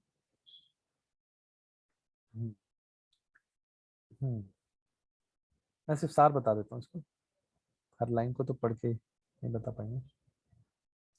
तो जीव है वो भौतिक संसार के से जन्मों जन्मों से फंसा हुआ है, और और अपने आप का शरीर का से जब आसक्त कर लेता है, शरीर मान लेता है, अपने आप को प्रकृति के साथ जब वो अटैच कर लेता है, तो अलग अलग प्रकार के को सफरिंग या पायस एक्टिविटीज प्राप्त होती है, ठीक है। जब अर्जुन के मन में प्रश्न आया कि अरे प्रकृति ही कार्य करवाती है, जीव तो सिर्फ इच्छा करता है, आत्मा के पास क्या है? आत्मा के पास ये शरीर है, इंद्रियां हैं, तभी तो कार्य होता है। तो यानी प्रकृति के अधिकार के मालिक हैं भगवान कृष्ण या परम भगवान है। तो यानी परम भगवान हमारे कार्यों के लिए जिम्मेवार वो होने चाहिए। अब भगवान कहते हैं नहीं, कि मैं किसी के कार्य, किसी के पाप में कार्य और पुण्य कार्य का मैं जिम्मेवार नहीं हूँ। क्यों? कि व्यक्ति भ्रम में रह के, अज्ञान में रह के कुछ भी कार्य करता है, तो व्यक्ति खुद ही जिम्मेवार है। यहाँ पे इस श्लोक में 15वें श्लोक में भगवान ये कह रहे हैं कि मैं किसी कार्य के जिम्मेवार नहीं हूँ। यहाँ पे 3 तरह के कर्ताओं की चर्चा हुई है। जीव ये करता है, प्रकृति भी ये करता है, और भगवान भी ये करता है, ठीक है। लेकिन भगवान कह रहे हैं मैं किसी के कार्यों का जिम्मेवार मैं नहीं हूँ। क्यों? व्यक्ति खुद जिम्मेवार है, क्योंकि इसको पूरा ज्ञान नहीं होता और अपनी स्वतंत्र इच्छा के कारण गलत कार्य करता है। आप देखिए तीनों में क्या रिलेशनशिप है, ये इंपॉर्टेंट चीज है। जीव इच्छा करता है, भगवान इच्छा को सैंक्शन करने के लिए प्रकृति बनाते हैं, प्रकृति उस इच्छा की पूर्ति करवाती है। जब शरीर नहीं होगा तो अच्छा खाएगा कैसे? मान लो खाने की इच्छा है, तो जीभ होनी चाहिए, है ना, रसगुल्ला होना चाहिए, चीनी होनी चाहिए, है ना, गैस होनी चाहिए, क्या है? सारी चीजें प्रकृति है। तो अर्जुन के मन में डाउट हुआ कि जब प्रकृति से सारा कार्य हो रहा है, तो प्रकृति भगवान के अंडर है, तो भगवान जिम्मेवार है। अगर जीव कुछ पाप और पुण्य कुछ भी करता है, भगवान कहते मैं जिम्मेवार नहीं, मैंने सिर्फ फैसिलिटी दी है प्रकृति की। जीव अज्ञान में रह के सही भी कार्य कर सकता है, गलत भी कार्य कर सकता है ना। तो दूसरी लाइन में ये बोल रहे हैं कि जो जीव है, क्योंकि वो भ्रमित है अज्ञान के कारण, इसलिए उसका जो वास्तविक ज्ञान है ढक जाता है। ये भगवान बोल रहे हैं, और मैं किसी के पापमय कार्य और पुण्य कार्य के लिए मैं रिस्पॉन्सिबल नहीं हूँ। प्रभुपाद जी इसी पॉइंट को बताएंगे आगे, ठीक है, कि भगवान किसी के लिए कोई ऐसी स्थिति नहीं बनाते। जीवात्मा अपने लिए अपनी स्थिति बना देता है अज्ञान के कारण, और फिर कर्मों के साइकिल में फंस जाता है। जीव जो है वो उसका जो स्वभाव है ऊंचा है, स्वभाव है, सुपीरियर नेचर जो कहेंगे ना। जीव पदार्थ से ऊंचा है, लेकिन क्या है, वो भौतिक प्रकृति से प्रभावित होने की प्रवृत्ति है, ठीक है। तो जीव इच्छा करता है, भगवान सैंक्शन करते हैं इच्छा की पूर्ति के लिए। सैंक्शन तो भगवान करते हैं ऑब्वियसली। जीव अपने आप में अपनी इच्छा पूरा करने के लिए संयम क्या कहते हैं सक्षम नहीं है। भगवान उसकी इच्छा प्रकृति के थ्रू करवाते हैं, लेकिन जीव प्रकृति का मिसयूज करता है। उसी प्रकृति को वो भगवान की सेवा भी लगा सकता है। आगे लिखते हैं प्रभुपाद जी, क्योंकि जीवात्मा के अंदर एक चीज है, क्या, वो इच्छा कर सकता है अपनी स्वतंत्र फ्री विल के कारण, स्वतंत्रता के कारण वो इच्छा कर सकता है, और ऐसी इच्छा भगवान के द्वारा पूरी की जाती है। क्योंकि जीव भ्रमित है और भगवान उनकी इच्छाओं की पूर्ति करते हैं, लेकिन भगवान कभी किसी उस जीव के एक्शन और रिएक्शन या कर्म फल में उसके लिए जिम्मेवार नहीं है, क्योंकि जीव अपनी भ्रमित अवस्था में अज्ञान के कारण उन इच्छाओं के पीछे भागता है और अपने को शरीर से देखता है और संसार के सुख और दुख को भोगता है। और ऐसे भगवान हमेशा जीव के साथ रहते हैं, और जो जीव की सारी इच्छाओं को देखते हैं, समझते हैं, वैसे ही है जैसे कि आप किसी फूल के सामने जाते हैं और आपको फूल की महक आती है, यानी भगवान जीव की सारी इच्छा जानता है और भगवान ही जीव की सारी इच्छाओं को पूरी करते हैं। देख रहे हैं भगवान यहाँ पे लिख रहे हैं प्रभुपाद जी, भगवान जीव की सारी इच्छाओं की पूर्ति करते हैं, फिर भी भगवान सबके लिए समान है। भगवान किसी की स्वतंत्र इच्छा में हस्तक्षेप नहीं करते, लेकिन जब जीव भगवान को चाहता है, कृष्णा को चाहता है, तो भगवान उसका पूरा ध्यान रखते हैं कि ये इसकी इच्छा और बढ़े, और ताकि ये मुझे प्राप्त करके संसार में खुश रहे। ये भी प्रभुपाद जी लिखते हैं, तो जीव वास्तव में भगवान को चाहता है तो भगवान उसकी मदद करते हैं। तो अज्ञान के कारण जीव ये सोचता है कि भगवान मेरे भौतिक जीवन के कारण है, भगवान ने मुझे डाल दिया, भगवान ने प्रकृति में मुझे फंसा दिया, है ना। तो भगवान ना तो किसी को दुश्मन है, भगवान के प्रॉपर लिख रहे हैं, ना किसी को द्वेष करते हैं, ना किसी को पसंद करते हैं। ऐसा देखने में लगता है कि भगवान किसी को द्वेष करें, किसी को पसंद करें, भक्त को लेके जा रहे हैं, संसार के लोगों को छोड़ रहे हैं। आगे तो ये 3 तरह के कर्ताओं की चर्चा हुई है। आगे 16वें श्लोक में क्या कह रहे हैं भगवान, देखिए निष्काम कर्म योगी चल रहा है, भगवान क्या बात करें 5वें अध्याय से शुरू से निष्काम कर्म योग की बात करें। तो निष्काम कर्म योग में पहले कर्ता की भावना, पहले फल की भावना से मुक्ति होना, फिर कर्ता की भावना मतलब शरीर की आसक्ति से मुक्त होना।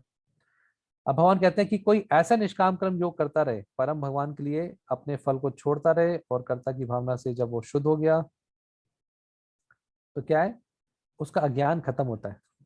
जब उसको ज्ञान प्राप्त होता है तो उसका ज्ञान खत्म होता है, और फिर उसको सब कुछ दिखने लगता है क्या करना है। ठीक है, यहाँ तक ये 16 श्लोक है। 3 तरह के कर्ता बता के, 3 तरह के कर्ता बताने का ये उद्देश्य है कि जीव सिर्फ अच्छा करता है और प्रकृति उसकी इच्छा की पूर्ति के लिए एक फैसिलिटी देती है, और ये फैसिलिटी कौन देते हैं, भगवान देते हैं। तो भगवान सैंक्शनर है, प्रकृति फैसिलिटेटर है, और जीव एक डिजायरर है। अगर इंग्लिश टर्म में कहें तो जीव इच्छा करता है, प्रकृति इच्छा की पूर्ति के लिए एक फैसिलिटी है, और भगवान इस फैसिलिटी को सैंक्शन करते हैं। तो यानी एक चीज है कि सिर्फ जीव की अकेले इच्छा करने से सब कुछ नहीं होता,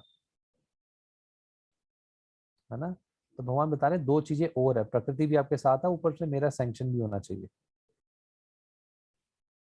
है ना। आगे गीता के 18वें अध्याय में बताएंगे किसी भी कार्य करने के 5 फैक्टर होते हैं ना, इसमें सैंक्शन, भगवान का सैंक्शन भी होना चाहिए। यहाँ पर जीव अकेला ही, हाँ यस रोहिणी नंदन। मतलब ये तीनों कर्ता होते हैं, तो कभी कभी भगवान असेंशन नहीं भी देते, इजाजत नहीं भी देते। नहीं देंगे, नहीं देंगे। हाँ, तो वो कार्य नहीं होगा। हम्म। ये भगवान ने जीव को हम्बल करने के लिए बोला है, विनम्र करने के लिए बोला है। ये नहीं कि जो भी इच्छा करो सब पूर्ति हो जाएगी। और दूसरा, अगर वैसा देखें ना, तो भगवान क्या बता रहे हैं, कर्म योगी, निष्काम कर्म योगी को बता रहे हैं। जब निष्काम कर्म योगी आगे बढ़ता रहता है तो उसको ये समझ आ जाता है। जब ये समझ आता है, जो हमने बताया था अभी, हमने फल की इच्छा तो समझ लिया, जब कर्ता भावना की इच्छा से मुक्त होता है तो उसको ये समझ आता है कि मैं ही करता नहीं हूँ, सिर्फ भगवान भी ये करता है, प्रकृति भी ये करता है। तभी जाके वो कर्ता की भावना से मुक्त होता है, शरीर की आसक्ति से मुक्त होता है, और तभी हरे जाके कृष्ण। आगे जाके इससे एक और भी है प्रभु जी, वो मुक्ति इसी प्राप्त से। करता है। हाँ, हाँ, जैसे हम लोग भक्ति योगी है, क्योंकि हम लोग तो तकरीबन अष्टांग कर्म योगी नहीं, भक्ति योगी को फॉलो कर रहे हैं, तो भक्ति योगी में भी हम इन सब चीजों को तजुर्बा करते हैं। हाँ, जो जो हम पढ़ रहे हैं। रियलाइजेशन, जो साक्षात्कार आपको अष्टांग योग, ज्ञान योग या कर्म योग देगा, वो भक्ति योग से तो मिलेगा मिलेगा। जी, तकरीबन भक्तों में प्रभुपाद से जी कहते हैं जो हरे कृष्ण महामंत्र का जप करता है उसको रियलाइज हो जाएगा कि मैं शरीर नहीं, आत्मा हूँ, है ना। तो इसलिए प्रभुपाद जी कभी इन पे फोकस ही नहीं कर रहे। ज्ञान योग आपको कहीं दिखेगा नहीं ज्यादा, निष्काम कर्म योग, ज्ञान योग, ये तो आचार्यों के माध्यम से हमें पता लगता है, अच्छा ऐसा चल रहा है। प्रभुपाद जी Yes, सबके लिए सिर्फ भक्ति योग की बात करते हैं, कुछ और करने की जरूरत ही नहीं है। जी। और जैसे हम लोग डिस्कशन कर रहे हैं ना, ऐसा अनुभव होता है कि ये सब हमारे साथ लाइफ में हो रहा है, हम इसका अनुभव करते हैं अपने हाँ। अपने भाव के हिसाब से। अच्छा, अब पॉइंट क्या आ रहा है कि एक सेकेंड, पॉइंट क्या आ रहा है कि कर्ता भावना से जब मुक्ति होती है तो व्यक्ति क्या सोचता है। भगवान बता रहे ये ऐसा सोचता है, वो ये सोचता है कि जीव तो सिर्फ इच्छा करता है, प्रकृति भगवान ने फैसिलिटी के दी है, सैंक्शन तो भगवान ही है, तो मैं अपने आप में अकेला करता नहीं हूँ, जो मैं चाहूँ सब कुछ नहीं हो सकता। इसलिए कर्ता भावना की भावना से मुक्त हो जाता है कि मैं तो सिर्फ इच्छा कर सकता हूँ, ना तो मैं कुछ कर रहा हूँ, प्रकृति में से कार्य करवा रही है, सैंक्शन ऊपर से भगवान के, मैं कर क्या रहा हूँ, है ना। तो ये ऐसा करके वो शुद्ध, ये कब होगा, जब कर्म योगी शुद्ध होता रहता है, फिर उसको ज्ञान प्राप्त होता है ना।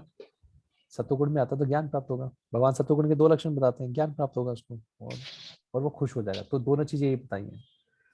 अब जब ऐसे बढ़ेगा कर्मयोगी तो आगे मुक्ति के पास, मुक्ति को प्राप्त कर लेगा। तो 16वें श्लोक में क्या बता रहे हैं, उसको ज्ञान प्राप्त होता है, जो बढ़ रहा है उसका शुद्धिकरण हो रहा है। अब कर्ता भावना की इच्छा से भी मुक्त हो गया कि मैं करता नहीं हूँ, मैं ही सब कुछ कर रहा हूँ, भगवान भी है, प्रकृति भी है साथ में। तो उसको सब कुछ समझ आने पड़ता है, लगता है, फिर अब वो मुक्ति की तरफ प्राप्त कर लेगा। अब 17 से 29 श्लोक में भगवान ये बता रहे हैं कैसे वो मुक्ति प्राप्त कर लेता है कर्मयोगी। ठीक है, 16वें श्लोक में प्रभुपाद जी कुछ तात्पर्य पढ़ लेते हैं।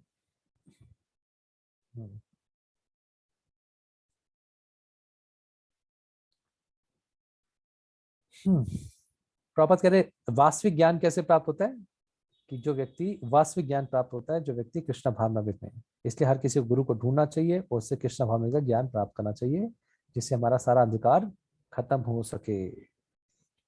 तो जो ज्ञान योगी को इतना जन्मों जन्मों का प्रयास करके प्राप्त हुआ है, वो सिर्फ आप कृष्ण भावनाविद में प्राप्त कर सकते हैं, गुरु के पास जाकर। अब 17 से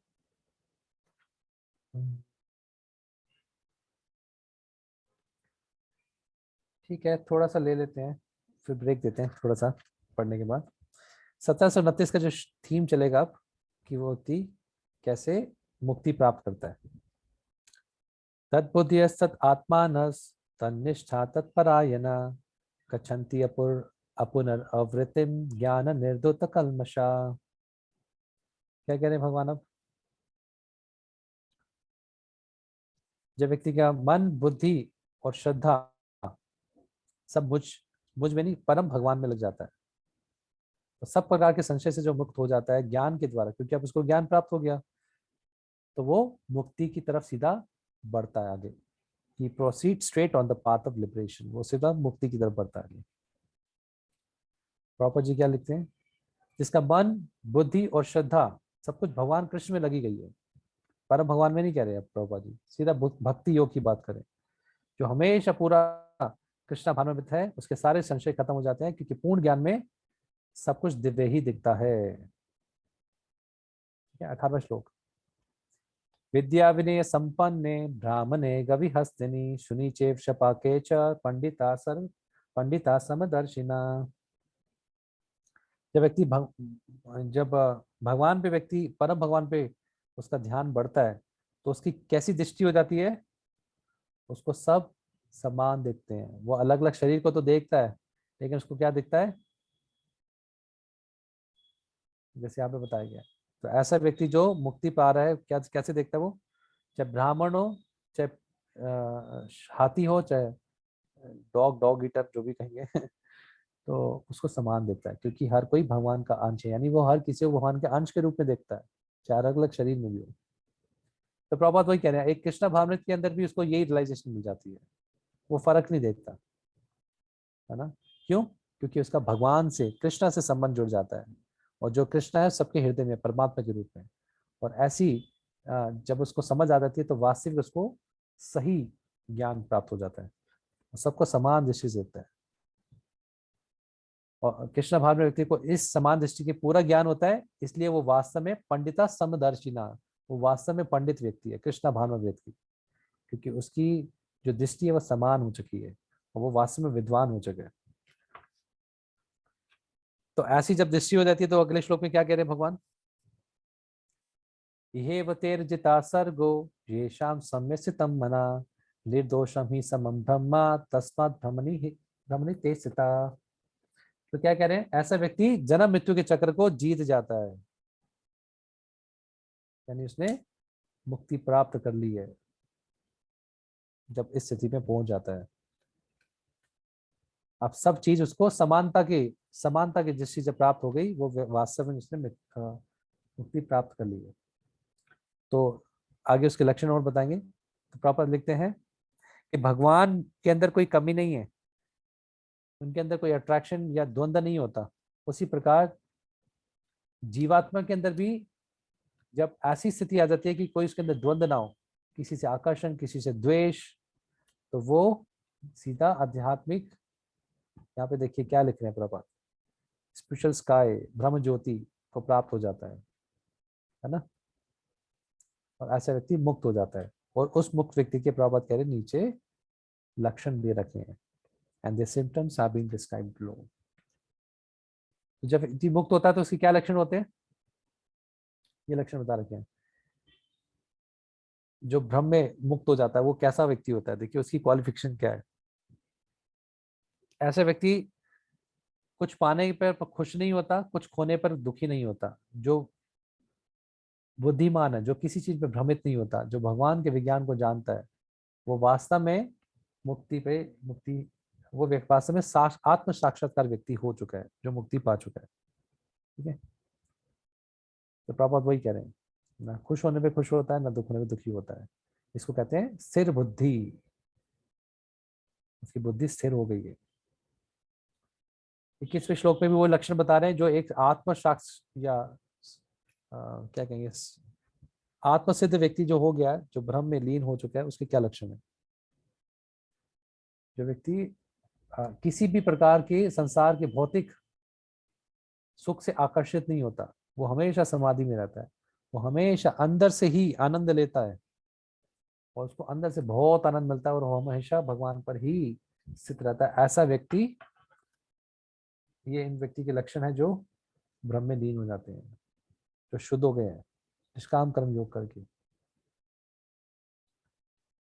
तो फिर अगले एक प्रॉपर जी इसका पढ़ लेते हैं, क्या कह रहे हैं प्रॉपर जी? कह रहे हैं क्षमा करना, हमारे जो हमारा पर्पट है ना, उसमें तो ऐसा नहीं लिखा हुआ है। उसमें तो ये लिखा हुआ है, जो ही वो आत्मा साक्षात के जरिए मन की शांति की मंजिल पा लेता है तब वो बद जीवन से मुक्ति पा लेता है। दूसरे लफ्ज़ों में उसे मादी दुनिया में दोबारा जन्म नहीं लेना पड़ता, बल्कि मृत्यु के बाद वो परम धाम में जाता है। यहाँ बता रही ब्रह्म में।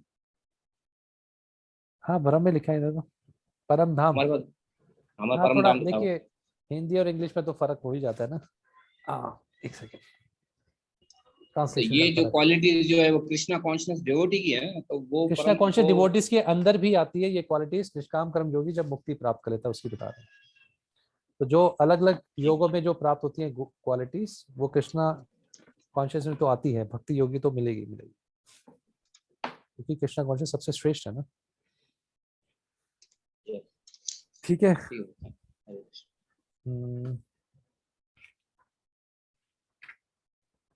ठीक है, आगे बढ़ते हैं, एक दो श्लोक और करके फिर ब्रेक लेते हैं। आज हमें छठे अध्याय के 9वें श्लोक तक चर्चा करेंगे, क्योंकि एक थीम खत्म हो जाएगा। कल हम छठा अध्याय खत्म कर देंगे और आपको आपका एक जो यूनिट है वो भी समाप्त कर देंगे। आज किसी को दिक्कत तो नहीं हुई, क्योंकि फ्राइडे आपकी क्लास होनी नहीं चाहिए थी आज।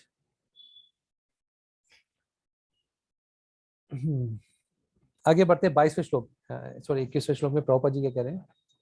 लक्षण बताने के बाद प्रभुपाद जी लिख रहे हैं कि व्यक्ति जो कृष्ण भावनामृत में है वो हमेशा भगवान की प्रेममयी सेवा में नियुक्त रहता है, और उसका सारा संसार के भौतिक आकर्षण से, भौतिक आकर्षण का जो उसका जो आकर्षण है वो सब खत्म हो जाता है। अच्छा, ये कल भी प्रश्न पूछा जैसे मूलचंद जी ने, इस संसार में सबसे ऊंचा आकर्षण क्या है। प्रॉपर लिख रहे हैं इसको मैथुन का आकर्षण है ना, सेक्स अट्रैक्शन, सेक्स प्लेजर। ये पूरा संसार इसी आकर्षण से के लिए ही चल रहा है। अगर ये ना हो तो किसी को भी कोई मोटिवेशन नहीं मिलेगा क्या काम करना है ना। व्यक्ति क्या कपड़े पहनता है, क्या कैसे व्यक्ति रहता है, तो ये सारा मोटिवेशन इससे प्राप्त होता है। प्रॉपर लिखें। लेकिन जब व्यक्ति कृष्णा भावना में आता है, एक सेकंड,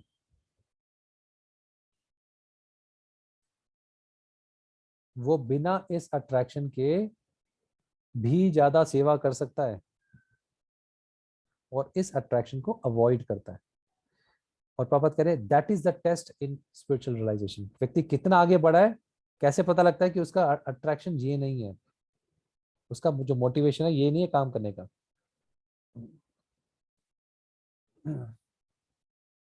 फिर आगे लिख रहे हैं प्रभुपाद, सबसे important, spiritual realisation and sex pleasure go ill together.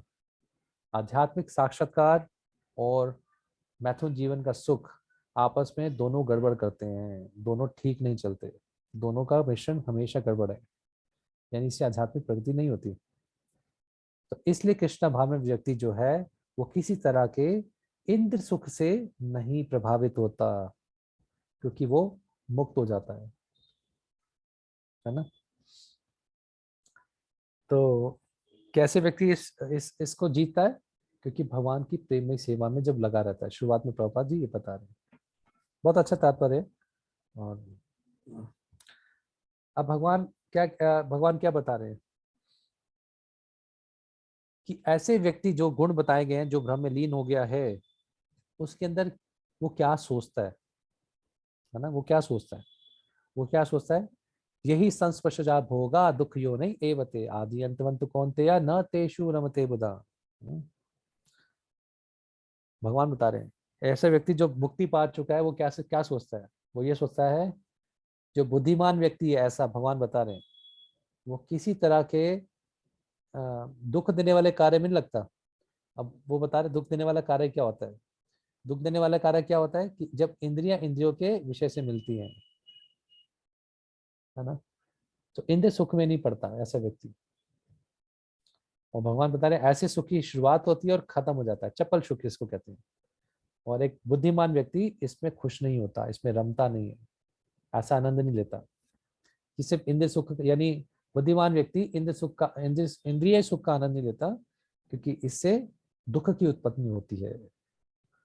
यो ही संस्पर्शजा भोगा दुख योनय एवते सॉरी दुख योनय एवते, इससे दुख की प्राप्त होती है, इससे इंद्रिय सुख से। आदि अंतवंत कौन्तेय, हे आदि, ये दुख की इस इंद्रिय सुख की शुरुआत है और खत्म हो जाता है, ये परमानेंट सुख नहीं है, आनंद नहीं है। इसलिए न तेषु रमते बुधा, बुधा मतलब जो बुद्धिमान व्यक्ति है उसको इंद्र सुख में नहीं पड़ना चाहिए, छोड़ देना चाहिए, या धीरे धीरे से शुद्ध होना चाहिए। अच्छा, तो प्रभुपाद जी तात्पर्य में क्या लिखते हैं। कि जो लोग वास्तव में योगी हैं और जो विद्वान हैं वो इस प्रकार के सुख में नहीं फंसते, कि जो जितना भौतिक सुख से जितना आसक्त होता है उतना ही उसको दुख मिलते हैं, है ना? बात सही है? क्या कहते हैं? यस प्रभु जी, बिल्कुल। जो भौतिक सुख से जितना आसक्त होता है, ये देखिए, ये भगवान ना योगी की सच्चाई बता रहे हैं। अभी भक्त को भी ऑब्वियसली भगवान के पास जाने का मार्ग तो वही होता है ना, तो ये योगी की एक्सप्लेनेशन बता रहे हैं, और भक्त को भी प्राप्त होती है भक्ति करके। जो अलग अलग योगा करके उसको आत्म साक्षात्कार या अनुभूतियां हो रही है, उसको भक्त को प्राप्त होती है। जितना इस संसार के सुख से व्यक्ति आसक्त होता है उतना उसको दुख मिलेगा। आशा ही परमम दुखा, संसार में भोग करने की आशा ही सबसे बड़े दुख के कारण है। पिंगला सुना है आपने? पिंगला भागवत में एक वैश्या थी पिंगला, उसकी प्रार्थनाएं आती है, उसकी वो अपनी रियलाइजेशन बताती है, आशा ही परमम दुखा। तो संसार में सुख की आशा मत कीजिए, कृष्ण की सेवा की भक्ति की आशा रखिए, बस ये। ठीक है, देखिए भगवान कितने बड़े बड़े सिद्धांत दे रहे हैं इसमें, इतनी इंपॉर्टेंट बातें हैं। किसी भौतिकवादी व्यक्ति को बताएंगे तो डिप्रेस हो जाएगा।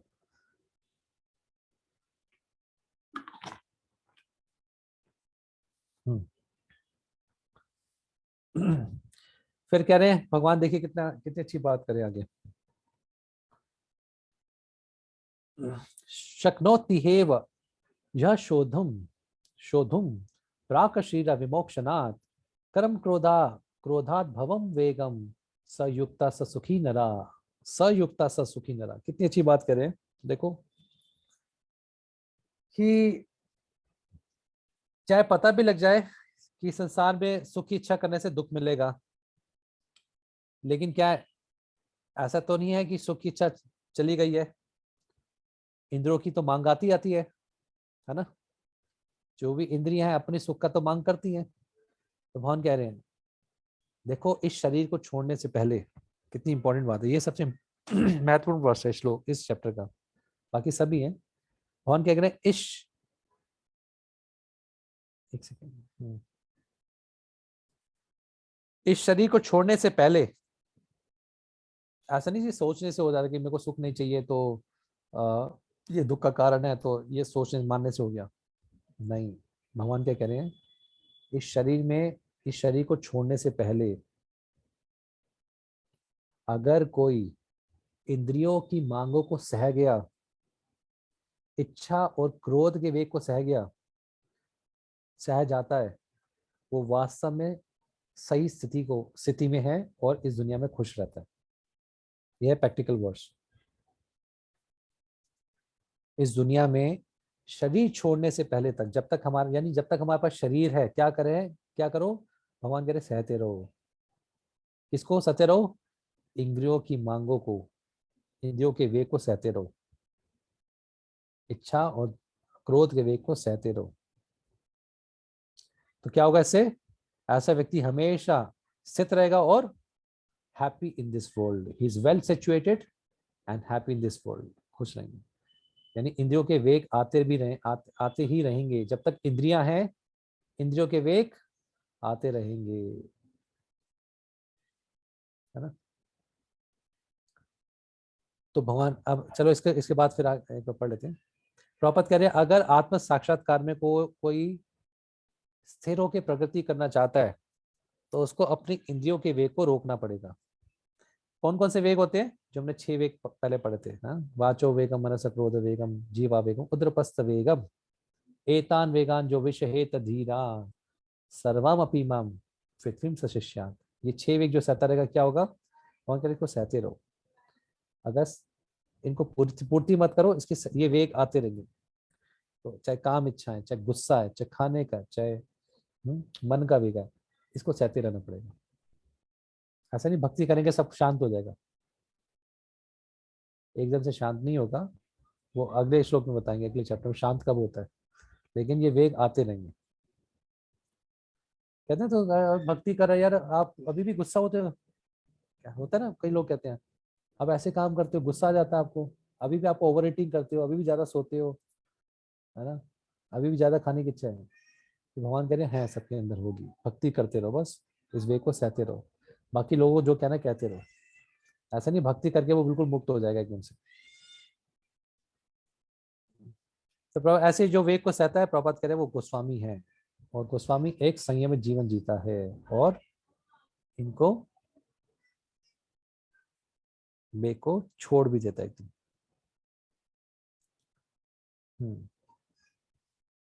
प्रभात कह रहे अगर कोई ऐसा कर देगा तो वास्तव में वो आत्मसिद्ध हो जाता है और उसको इस संसार में रहते भी खुश रहेगा, ये रियलाइजेशन मिलेगा। और इसलिए प्रभात कह रहे हैं लास्ट में, इसलिए हर साधक का क्या कार्य है कि वो पूरी शक्ति के साथ अपने इच्छा और क्रोध को कंट्रोल करे। हर साधक का क्या कार्य है? It is a duty of the transcendentalist to try strenuously, पूरा जोर लगा के strenuously control desire and anger.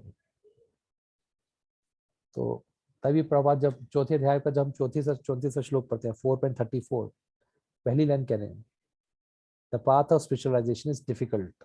ये मुश्किल क्या होती है? ये वेग को करना ही मुश्किल होती है। अब अगले श्लोक में भगवान क्या कह रहे हैं? कौन वेग को कंट्रोल कर पाता है? इसके बाद हम ब्रेक लेंगे फिर छोटा सा,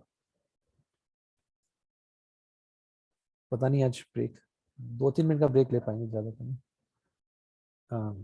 श्लोक पढ़ लेते हैं। जो अंता सुखो अंतरात्मा आरामस तथा अंतर ज्योति एव य स्वयोगी ब्रह्म निर्वाणम। नीचे की लाइन क्या है?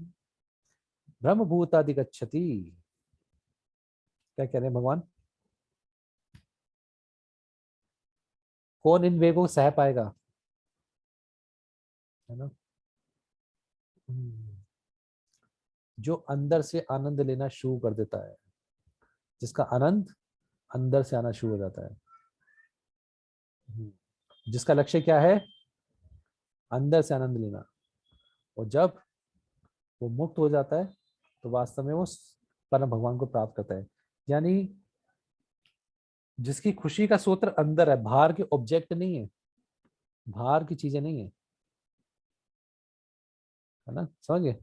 बाहर की चीजों के आकर्षण से वो खुशी प्राप्त नहीं करना चाहता, अंदर से कृष्णा से, हमारे लिए कृष्णा से। उसके लिए वेग कुछ फर्क नहीं पड़ते, वो वेग सह जाएगा। तो प्रॉपर कह रहे हैं, देखिए कितनी बड़ी बात, ये बहुत अच्छी है। जब तक कोई अंदर से खुश नहीं है ना, बाहर से चीजों को रोक के कुछ नहीं होने वाला, है ना? जब तक वो अंदर से खुशी महसूस नहीं कर रहा, बाहर से चीजों को रोकने से, चीजों को बंद करने से कुछ नहीं होने वाला। क्योंकि एक जो मुक्त व्यक्ति है वो अंदर से खुश होता है अपने अनुभव के आधार पे, वास्तविक रूप से, प्रॉपर फैक्चुअल एक्सपीरियंस, उसको पूरे ज्ञान में लगे, वो अंदर से खुश है। इसलिए वो कहीं भी बैठ जाए और अपने जीवन में आनंद लेता रहेगा। प्रॉपर कहते ना, जब मायापुर में थे, एक छोटी सी कुटिया बनाई थी, प्रॉपर को कहा कि प्रॉपर बिल्डिंग बनाते हैं मायापुर में। प्रॉपर मुझे क्या चाहिए, मुझे माला करनी है तो कुटिया है, मैं तो पेड़ के नीचे बैठ के माला कर सकता हूँ। क्या नहीं प्रॉपर आप तो कर सकते हैं, लेकिन डोनर्स नहीं आएंगे आपके पास जो अलग अलग लोगों को प्रचार करने के लिए बिल्डिंग चाहिए। वो ठीक है बना लो, लेकिन मेरा क्या, मैं तो पेड़ के नीचे बैठ के भी जब कर सकता हूँ। तो व्यक्ति जिसकी खुशी क्या अंदर से प्राप्त हो रही है, उसको फिर बाहर की कोई चीजें नहीं चाहिए, वो कृष्णा के साथ एंजॉय कर रहा है, आनंद ले रहा है।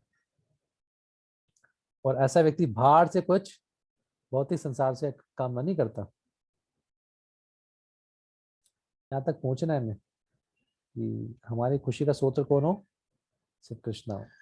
कृष्णा के साथ मेरा संबंध है और वहीं से मेरे को पूरी आनंद मिल रहा है। मैं अंदर से खुश हूँ कृष्णा के साथ, क्योंकि कृष्णा मुझे जानते हैं, कृष्णा मेरी सेवा प्राप्त करते हैं और मुझे अपनी सेवा का जवाब भी देते हैं। मैं अंदर से खुश हूँ क्योंकि मेरा और कृष्ण के बीच में संबंध बन गया है। मैं अकेला नहीं रहता, कहीं भी रहता हूँ मैं अकेला नहीं होता हूँ, मैं कृष्णा के साथ हूँ। ठीक है, थोड़ा सा ब्रेक 2-3 मिनट का, मैं भी थोड़ा थक गया हूँ, फ्रेश होके आता हूँ थोड़ा सा। Okay, let's have some break and will meet in 2-3 minutes. ज्यादा ब्रेक नहीं करेंगे, थोड़ा सा 3-4 मिनट में आ जाइए वापस, आप भी फ्रेश हो लीजिए।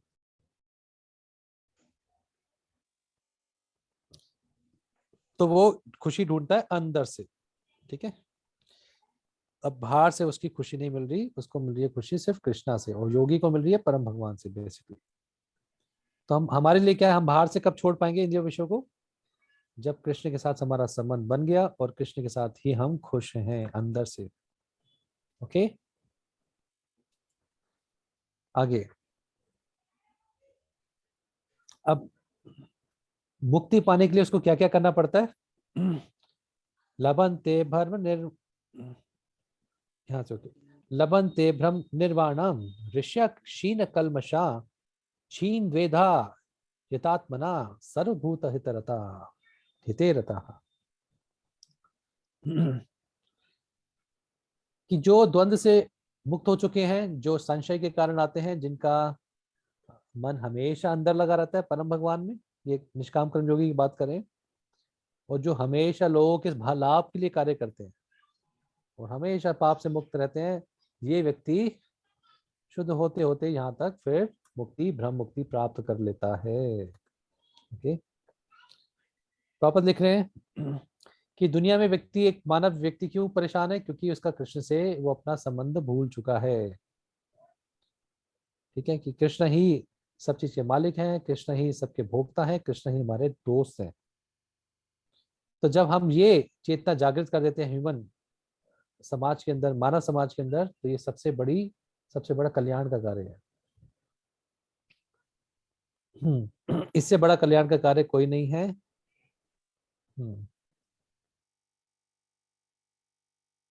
अच्छा देखिए क्या बात करनी है, कितनी बड़ी चीज है कि कोई सबसे बड़ा कल्याण का कार्य नहीं कर सकता जब तक कि वो मुक्त नहीं हुआ है ना। वास्तव में कहने का मतलब हम दूसरों के लाभ के बारे में नहीं सोच सकते जब वास्तव में हम आध्यात्मिक प्रगति हमने नहीं करी। कृष्ण भान व्यक्ति को भगवान पर कोई संशय नहीं होता, क्योंकि वास्तव में कृष्ण भावना के प्रयास करके प्रगति कर चुका है, वही दूसरे का कल्याण कर सकता है। जो खुद फंसा हुआ वो दूसरों को कैसे निकालेगा। तो जब व्यक्ति को अपना संबंध कृष्ण से पूरा पता लग जाता है, तो वास्तव में वो व्यक्ति प्रॉपर करे। हमारे लिए मुक्ति क्या है? हमारे लिए मुक्ति क्या है कि जब व्यक्ति को कृष्ण से अपना संबंध पता लग जाता है, वो मटीरियल टैबरनैकल वहां से निकल जाता है, भौतिक संसार से निकल जाता है। एक सेकंड,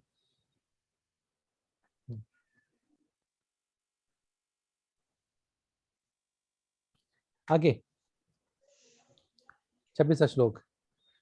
अब ये लग रहा है देखने तो बड़ी मुश्किल है कि सारे पाप से मुक्त होना यहाँ पे बता रखा है। क्या क्या बता रखा है कि सारे द्वंद्व से मुक्त होना, सारे संशय से मुक्त होना, हमेशा दूसरों के लिए कल्याण के कार्य करना।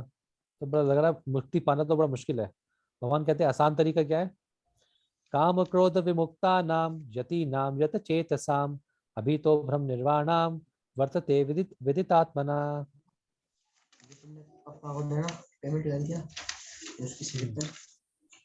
किसी का माइक ऑन है, किसी का माइक ऑन है। लेकिन क्या है, व्यक्ति जो ऊपर की जो योग्यता बताई थी मुक्ति पाने की, थोड़ी मुश्किल है ना, बहुत ही मुश्किल है।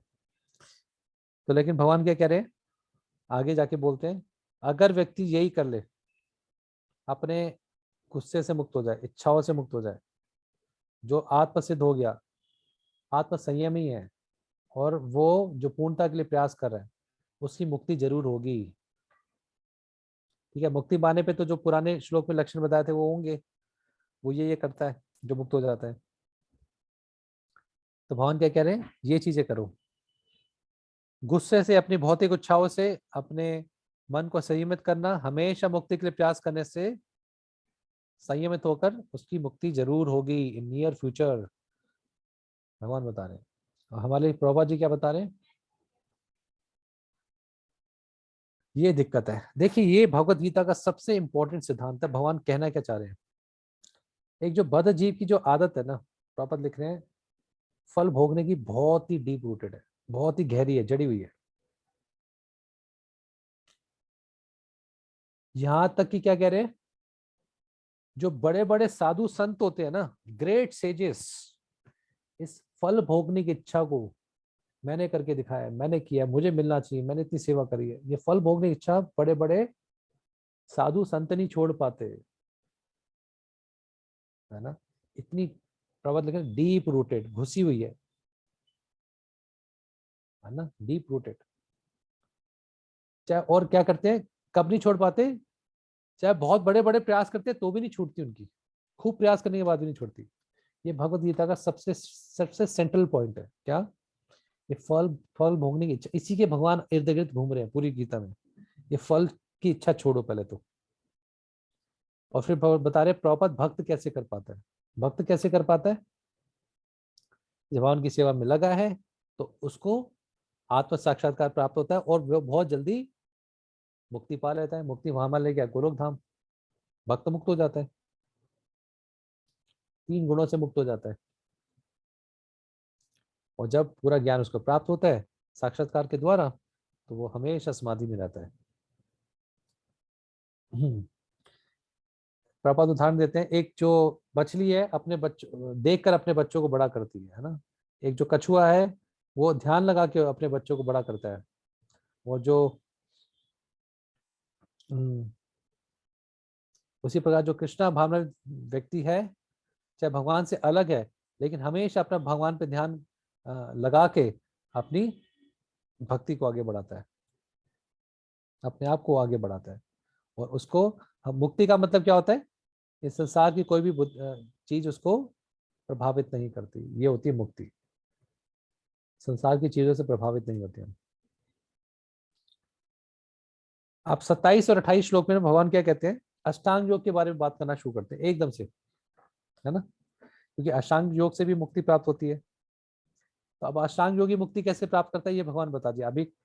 अभी पहले क्या बता रहे थे कि एक निष्काम कर्म योगी कैसे मुक्ति प्राप्त करता है। तो 27-28 में एकदम से बताने लगे अष्टांग योगी। और यहाँ से भगवान ने अगले जो छठा अध्याय है उसका इंट्रोडक्शन देना शुरू कर दिया कि सारे अपने इंद्रियों के द्वार को रोक के अपनी आंखों को अपनी आईब्रो के बीच में रख के और सांस अंदर बाहर श्वास लेके मन को संयमित करके, इंद्रिय संयमित करके, बुद्धि को सीमित करके, मुक्ति पर अपना लक्ष्य लगाकर, सब इच्छाओं से मुक्त होके, भय से मुक्त होके, गुस्से से मुक्त होके, इस प्रकार एक योगी, ध्यान योगी मुक्ति को भी प्राप्त करता है। भगवान ध्यान योगी का उदाहरण देने लगे यहाँ पर, है ना। प्रभुपाद लिख रहे हैं अब इसके आगे अगला चैप्टर शुरू हो जाएगा ध्यान योगी वाला कि मुक्ति को बताने के बाद भगवान अब अर्जुन को अष्टांग योग कैसे मुक्ति प्राप्त करता है, योगी कैसे मुक्ति प्राप्त करता है, इसके बारे में बताते हैं। तो अष्टांग योग इन 8 चीजों का पालन करता है। यम, नियम, आसन, ठीक है, ये पढ़ लीजिएगा बाद में। यम होता है कि कुछ नियमों का पालन ना करना, कुछ जो होते हैं ना डोंट्स, जो नहीं करने। नियम होते हैं जो चीज करनी है। आसन मतलब शरीर की कुछ एक्सरसाइजेस होना। आसन लगाने का उद्देश्य होता है कि इंद्रियों का कंट्रोल करना। प्राणायाम का मतलब कि मन को संयमित करना, सांस के द्वारा मन संयमित करते हैं। प्रत्याहार फिर अपने आप को बाहर के इंद्रिय विषयों से बचाना। धारणा भगवान पे ध्यान लगाना, ध्यान पक्का करना। और समाधि आप बिल्कुल आप भगवान में लीन हो गए। ये अष्टांग योगी ऐसे करता है भगवान की प्राप्ति। तो अष्टांग योग का क्या उद्देश्य है कि अपने इंद्रियों पर संयम पाना और बाहर के आकर्षण से बचना और अपने आप को तैयार करना कि कैसे आप भगवान में लीन हो सकते हो, मुक्ति पा सकते हो। प्रभु जी कह रहे हैं कि अष्टांग योग का पालन करने से व्यक्ति भय, क्रोध से मुक्त हो जाता है और परमात्मा की उपस्थिति को फील करता है, महसूस करता है अपने अंदर। फिर आगे कहते हैं उसी प्रकार कृष्णा भावनात्वित सबसे आसान तरीका है योग का प्रयास पालन करने का। क्योंकि कृष्णा भावना व्यक्ति हमेशा भगवान की सेवा में लगा रहता है, इसलिए उसकी इंद्रियां और कहीं नहीं जाती। और ये इंद्रिय संयम का सबसे अच्छा बेहतर तरीका है अष्टांग योग से भी बढ़कर। भगवान ये प्रभुपाद जी बताते हैं। लाल में दिख रहा है आपको जब लाल कलर करते हैं तो? यस प्रभु जी। बहुत ब्राइट कलर हो जाता है ना, तो आंखों में चुभे ना। बस लास्ट श्लोक में बताते हैं भगवान अपने बारे में भोक्तारं यज्ञ तपसां सर्वलोका महेश्वरम सुहित सर्वभूतानां ज्ञात्वा माम शांति पृच्छति। ये श्लोक सबको याद भी करना चाहिए और मेरे ख्याल से आपके उसमें आएगा भी श्लोका टेस्ट में। भगवान कह रहे हैं मैं ही सभी, अगर व्यक्ति जो पूरी चेतना में है, मेरी चेतना में क्या कि मैं सभी भोगों का, सभी परम भोक्ता मैं ही हूँ, सारे तपस्याओं का, सारे यज्ञ का, और मैं ही सबका मालिक हूँ। जितने भी ग्रह हैं सभी देवी देवताओं का ही मैं मालिक हूँ, और मैं ही सबका सुहृद सर्वभूता नाम। भगवान सबके कौन है? सुहृद हैं, सबका कल्याण करने वाले हैं। ये सबसे इंपॉर्टेंट है। भगवान सबके वेल विशर हैं, शुभ चिंतक हैं भगवान, वेल विशर ऑफ ऑल। भगवान सबका भला चाहते हैं। जो व्यक्ति मानता है वो वास्तव में शांति को प्राप्त करता है। तो प्रभु जी कहते हैं इस भौतिक जगत में जो बद्ध जीव आत्मा है जब माया में फंसता है तो क्या करता है? हमेशा शांति पाने के लिए व्याकुल रहता है, लेकिन उसको शांति पाने का जो फॉर्मूला वो नहीं पता। गीता में शांति पाने का फॉर्मूला बता रखा है कि व्यक्ति को सब कुछ भगवान की सेवा में लगाना चाहिए, और भगवान ही देवताओं के इस ग्रह के मालिक हैं। ये भगवान ही इस भौतिक प्रकृति के मालिक हैं, और बद्ध जीव इस हम प्रकृति के अधीन आते हैं। जब व्यक्ति इस चीजों को समझता है, हाँ, जब तक व्यक्ति इन चीजों को नहीं समझता व्यक्ति शांति प्राप्त नहीं कर सकता, और ये शांति कृष्ण भावनामृत में ही प्राप्त हो सकती है। अब यहाँ पे प्रभुपाद जी लिखते हैं जो हम बता रहे थे कि जो कृष्णा भावनामृत है वो भक्ति योगा है। ज्ञान योग का भी पालन करने के बाद भक्ति योग पर ही आता है व्यक्ति, अगर भ्रम नींद में ना जाकर आगे और बढ़े तो। कृष्णा भावनामृत का मतलब है कि अपना भगवान से संबंध जानना, कृष्ण से संबंध जानना। ओके, किसी का भाई कौन है? हरि बोल, करिश्मा जी। और जब पूरे ज्ञान में रह के कार्य करता है तो वो पूरी कृष्ण चेतना में रहता है। एक सेकंड, कुछ ओके, एक सेकंड, यहाँ तक हो गया। तो ये हो गया भोक्ताराम यज्ञ तपसाम, जो प्रभुपाद जी ये श्लोक, अच्छा कुछ चैट्स आई थी, मैं चैट देख रहा था, व्हाटएवर। ओके, हाँ एक चीज आई है ना। हाँ, तो अष्टांग योग में व्यक्ति क्या होता है? तो अष्टांग योग का जो प्रयास है कृष्णा भाव में अपने आप ही हो जाता है। प्रभुपाद जी कहते हैं उसका सारे जो उद्देश्य कृष्णा भाव में से ही प्राप्त हो जाते हैं। अष्टांग योग में यम नियम आसन प्राणायाम प्रत्याहार धारणा ध्यान समाधि ये करना पड़ता है, लेकिन ये सब चीजें हमें भक्ति में सेवा के द्वारा प्राप्त हो जाती है, जिससे हमें शांति प्राप्त होती है, और ये सबसे बड़ी पूर्णता है। ये प्रभुपाद जी लिखे। अब छठा अध्याय शुरू होता है। भगवान क्या बोलते हैं छठे अध्याय में? अब पिछले अध्याय में अष्टांग योग के बारे में बताया, अब अष्टांग योग में आगे बताने से पहले क्या कहते हैं? श्री भगवान उवाचा अनाशिता कर्म फलम कार्यम कर्म करोति यः स सन्यासी च योगी च न निर्गणैः न चक्रिया कि जो अपने फल से अनासक्त है और जो अनासक्त होकर अपने कार्य करता है वही वास्तव में योगी है, वो वास्तव में सन्यासी है। बेसिकली भगवान क्या कह रहे हैं? अष्टांग योग करने से पहले भगवान कह रहे हैं निष्काम कर्म योग करते रहो, एकदम से अष्टांग योग की तरफ मत बढ़ो। भगवान इस श्लोक में क्या कह रहे हैं? अष्टांग योग शुरू करने से पहले निष्काम कर्म योग की प्रैक्टिस करो, फल की इच्छा से मुक्ति होना और कर्ता भावना की से मुक्ति होना, नहीं तो डायरेक्ट ध्यान नहीं लगा पाओगे। तो इसलिए दोबारा वही चीज भगवान बता रहे हैं, ज्ञान योग से पहले भी भगवान क्या कह रहे हैं? आप निष्काम कर्म योग करो, ऐसे कर्म करो कि फल की इच्छा ना रखो, कर्मों को मतलब मत छोड़ो भी, है ना। जहाँ लिखा ना ही लाइट्स, जो अग्नि नहीं जलाता, अग्नि को नहीं जलाता, ब्राह्मण है, अपने कार्य को छोड़ दे, है ना, यज्ञ की अग्नि जलाता है। यानी यहाँ इस उदाहरण से क्या बोल रहे हैं भगवान कि ब्राह्मण अपने कार्य को ना छोड़े, और आगे लिखे परफॉर्म्स नो ड्यूटी, ऐसा नहीं अपने कर्तव्य पे ना करे, यानी सन्यासी ना बन जाए दो एकदम से। इससे बेहतर क्या है, अपने कार्य को करते हुए फल की इच्छा छोड़ो, पहले यहाँ से शुरुआत करो, एकदम से कार्यों को मत छोड़ो। वही चीज करें। तो प्रॉपर करें, इस युग में कल ध्यान लगाना बहुत मुश्किल है, कल युग में। और इस चैप्टर में, इस अध्याय में बताया गया अष्टांग योग के बारे में।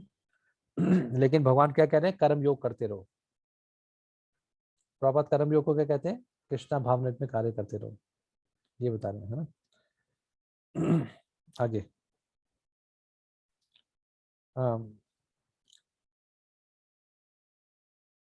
और वास्तव में सन्यासी का जो उदाहरण, जो परिभाषा देते हैं, सन्यासी कौन है वास्तव में, जो परम भगवान की खुशी के लिए काम करता है, अपनी कोई इच्छा नहीं है।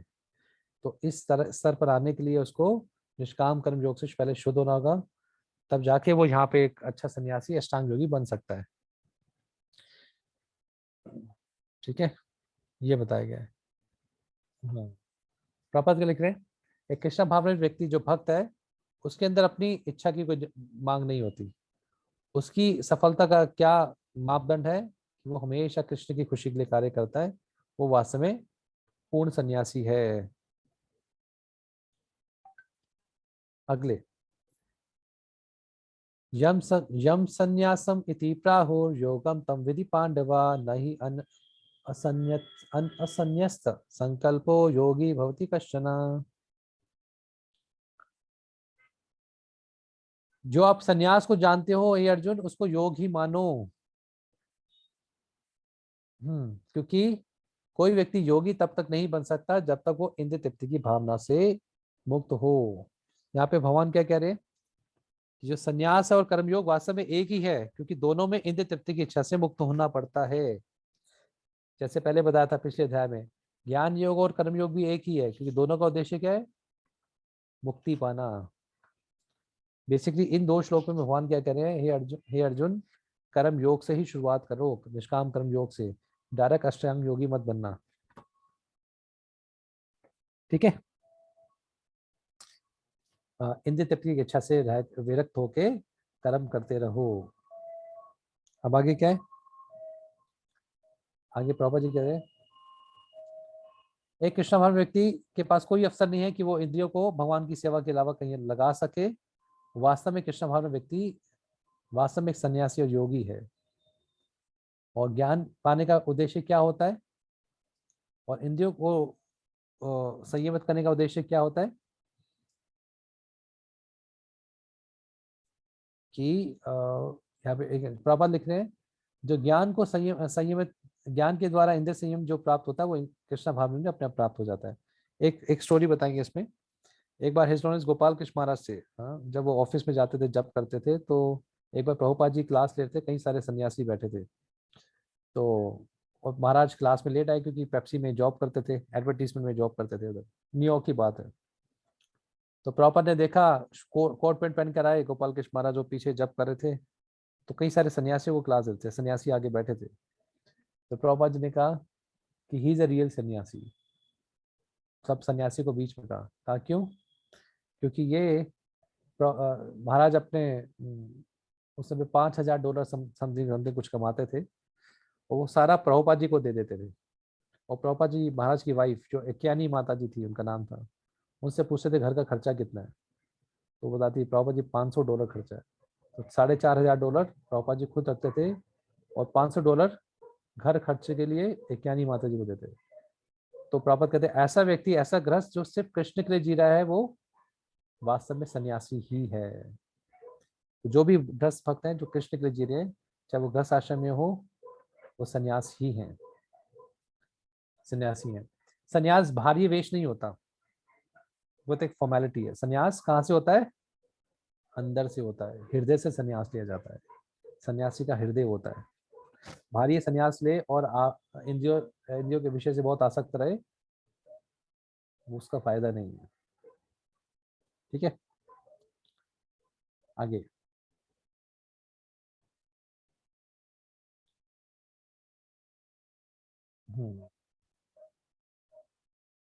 ठीक है, ये छोड़ते हैं। अब अष्टांग योग के 2 लेवल होते हैं, आरुरुक्षु और आरूढ़। ठीक है। अष्टांग योग के 2 लेवल होते हैं, आरुक्षु और आरूढ़ा। आरुक्षु मतलब शुरुआती स्तर पे, आरूढ़ा मतलब एडवांस। तो ये भगवान बताएंगे, आरुक्षुशूर मुने योगम कर्म कारणम उच्यते योगारूढ़स्य तस्यैव क्षमा कारणम उच्यते। तो तीसरे श्लोक में भगवान क्या कह रहे हैं, जो अभी अष्टांग योग शुरुआत कर रहा है उसमें वो क्या करे, काम करता रहे।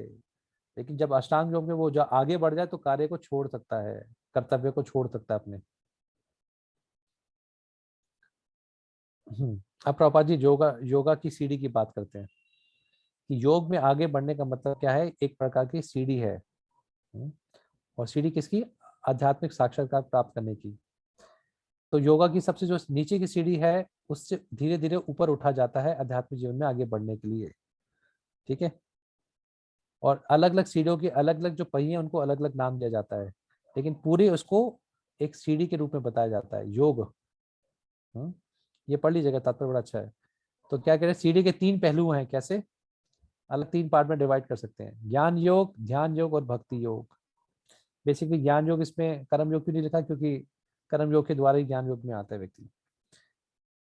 तो शुरुआती सीढ़ी क्या है, प्रभात बता रहे, योगा रुरुक्षु स्टेज। अष्टांग योग के लिए शुरुआती स्टेज क्या है, योगा रुरुक्षु, जिसमें वो निष्काम कर्म योग करता रहे, भगवान कह रहे हैं, और साथ साथ अष्टांग योग में भी अपना ध्यान बढ़ाए। योगा रुक्षु शुरुआती स्टेज है, यानी निष्काम कर्म योग क्या करे, कोई बताएगा निष्काम कर्म योग में क्या करता रहे वो, निष्काम कर्म योग में क्या करे। रोनी नंदन पू, गौर निताई माता जी कहना चाहते हैं। ओके, गौर निताई माता जी, गौर निताई माता जी।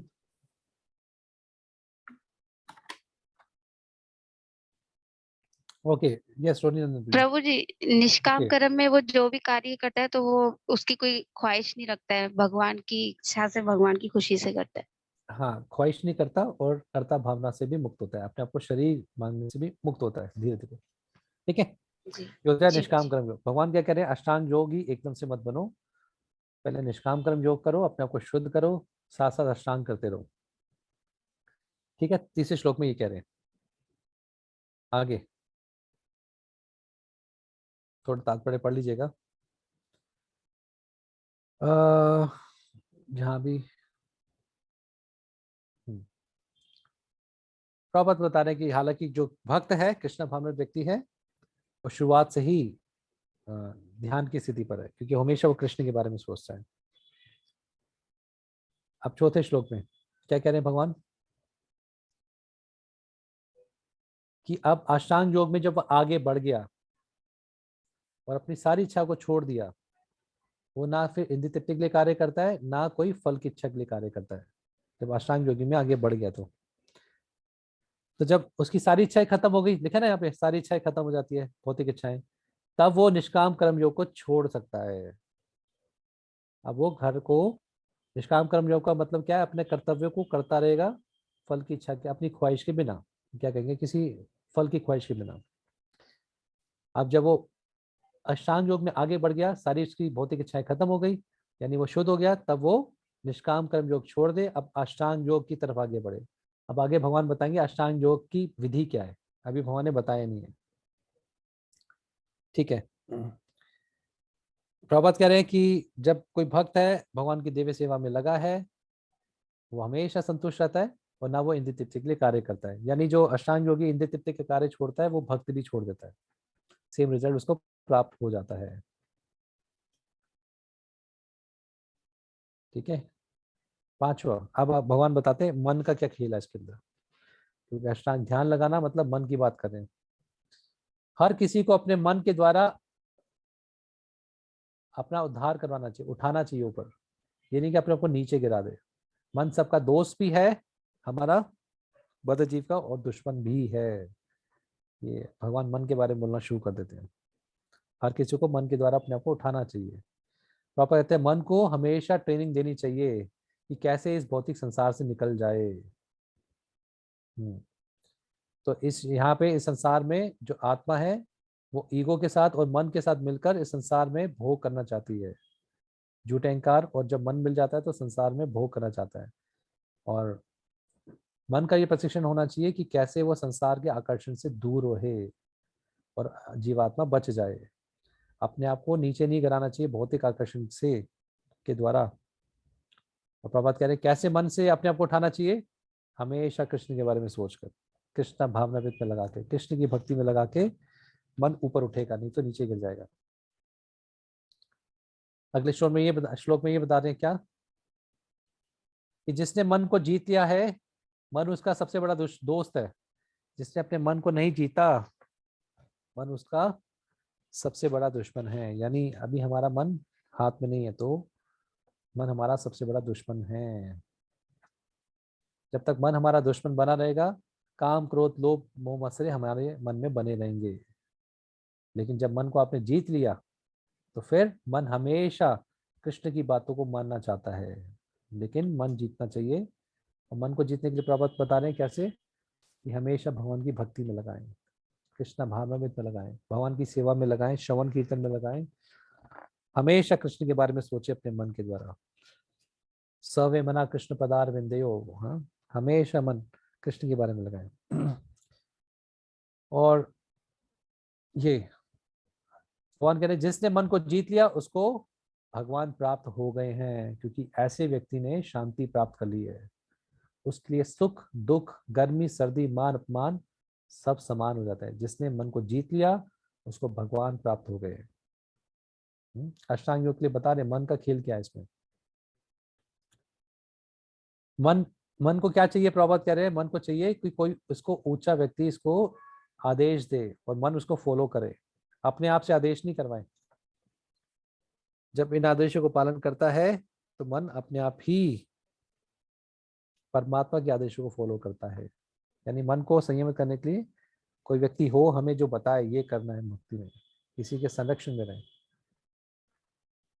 क्योंकि मन का कार्य है आदेशों को पालन करना। आप कुछ अच्छे आदेश नहीं देंगे तो अपने आदेश को खुद बना लेगा। लास्ट के 2 श्लोक। जो व्यक्ति आत्म साक्षात्कार में स्थित है उसको योगी कहते हैं, और वो अपने ज्ञान के द्वारा अनुभूति के द्वारा संतुष्ट रहता है।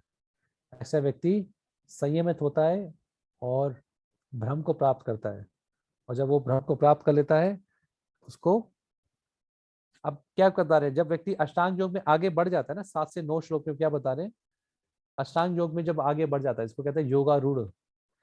और जो पहली की स्थिति होती है उसको कहते हैं जब नया नया उसने अष्टांग योग शुरू किया है तो उसको कहते हैं योगारूढ़। अब भगवान बता देंगे योगारूढ़ से योगारूढ़ कैसे बनना है। योगारूढ़ से योगारूढ़ कैसे बनते हैं, कि व्यक्ति जब निष्काम कर्म योग का पालन करके शुद्ध हो जाता है तो योगारूढ़ के स्तर पर आता है। और फिर अब इस श्लोक में योगारूढ़ के जो व्यक्ति अष्टांग योग में आगे बढ़ चुका है उसके लक्षण क्या है, वो सबको समान देखता है, चाहे पत्थर हो सोना हो, उसके लिए सब समान है। वो अपना संतुष्ट रहता है, उसको ज्ञान होता है, रियलाइजेशन होती है, वो आत्म संयमी रहता है। प्रभुपाद लिखते हैं हर किसी को ये भाग्य मिलना चाहिए कि वो भक्तों का संग करे, है ना, क्योंकि कृष्ण जो भक्त है उसको ज्ञान होता है, अनुभव होता है, विज्ञान प्राप्त होता है उसको कृष्ण की कृपा से, और वो अपनी शुद्ध भक्ति से हमेशा संतुष्ट रहता है। तो और इस प्रकार का ज्ञान प्राप्त करके जब हम भक्त से ज्ञान प्राप्त करते हैं तो हमें भी भक्ति में स्थिरता प्राप्त होती है, श्रद्धा प्राप्त होती है। लास्ट श्लोक, योगारूढ़ जो व्यक्ति अष्टांग योग में आगे बढ़ गया उसके लक्षण क्या है इसके बारे में बता रहे हैं। ये लास्ट श्लोक है, फिर एक ये थीम खत्म हो जाएगा। तो और व्यक्ति जब अष्टांग योग में आगे बढ़ता है तो वो हर किसी को, चाहे उसका दोस्त हो या दुश्मन हो, चाहे द्वेषी हो चाहे मित्र हो, चाहे पापी हो चाहे पुण्य हो, सबको एक ही दृष्टि से देखता है। अष्टांग योगी जिसने मुक्ति प्राप्त कर ली, जो मुक्ति की तरफ अग्रसर है। इसका प्रॉपर ने कुछ तात्पर्य नहीं दिया। ओके, कोई प्रश्न हो? मूलचंद जी। हरे कृष्ण प्रभु। Yes, तो भाई। यहाँ पर डिफरेंट योग की जो सीढ़ियाँ हैं जो भगवान ने बताई है, जो उसमें क्वालिटीज हैं वो तो एक कृष्ण कॉन्शियस डिवोटी को भी है, और जो शिला प्रभुपाद के जो पर्पट है वो भी भक्ति के पर्पट है। पर यहाँ पर जो भगवान ने जो बताया है तो ब्रह्म की उपासना मतलब जो करता है धर्म की जो है वो धर्म में नहीं होना चाहता, उसके हवाले से बताया गया। तो वो अपना 12वें अध्याय में भी भगवान ने कहा है कि मैं निराकार हूँ। और हमारे भक्त समाज में कहते हैं कि ये निराकारवादी जो है मायावादी है। तो यहाँ पर भगवान ने सीढ़ी के जरिए बताया है। तो डायरेक्ट भक्ति होती तो वो बेस्ट नहीं है। मतलब भक्ति तो परपट में तो सारी प्रभुपाद ने जो दी है वो भक्ति के चांस देते हैं। भगवान ने जो इस तरह भगवान ने बताया देखो पूरा ज्ञान बताया कैसे एक योगी आगे बढ़ता है। देखिए ज्ञान पूरे इसमें बताया। अगर ये नहीं बताएंगे ना तो भक्ति की महिमा पता नहीं लगेगी, अच्छा है ना। और जब हम ज्ञान देते हैं तो पूरा ज्ञान बताते हैं ना। सिर्फ भक्ति भक्ति होती है, बाकी समझाने उनको पता ही नहीं ज्ञान क्या होता है, कर्म क्या होता है। तो जब भगवान ज्ञान दे रहे हैं तो पूरा ज्ञान समझाते हैं। और अगर ये नहीं बताएंगे तो भक्ति की महिमा भी पता नहीं लगेगी। इतनी तपस्या, इतना यज्ञ, इतना ज्ञान लेने के बाद, इतना स्थिर करने के बाद व्यक्ति को वो यस यस यस। तो भक्ति, ये चीजें बताने का उद्देश्य ये भी होता है कि भक्ति की महिमा निकल कर आए। यस रोनी नंदन पू, last question and will meet tomorrow thereafter. बस यही था प्रभु, यही था ओके, कि वेरी परपट में नाइस तो होता है। ताकि आपको भी हमें भी अपना सौभाग्य पता लगे, हमें क्या चीज प्राप्त हुई है। नहीं तो हम कहाँ कहाँ से भटक कर आ रहे होंगे कई लोग हमें से, नहीं। और उसके बाद फिर भक्ति के बारे में बताएंगे। ऐसा नहीं भगवान भक्ति के बारे में नहीं बता रहे। 7 से 12 अध्याय भक्ति के बारे में ही है।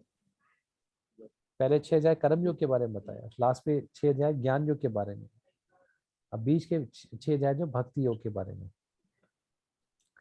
वैसा नहीं भगवान ने भक्ति योग नहीं यहाँ से बताया। भक्ति का स्टेज जो है हाई हो गया। हाँ, अब भक्ति को देने की भूमिका बना रहे हैं अभी तक, बैकग्राउंड क्रिएट कर रहे हैं भगवान, है ना। कि भक्ति का ज्ञान अब समझ आए उससे पहले भूमिका क्रिएट हो रही है ना। जब भगवान अपने मुख से बोलेंगे तो फिर भगवान तो परफेक्ट है ना, जो वाक्य निकलेगा परफेक्ट है। तो इसके बाद जब भक्ति पढ़ेंगे तब समझ आएगा, अच्छा ज्ञान ये होता है, कर्म ये होता है। ओके बहुत कृपा है कृष्ण की। ओके, कुछ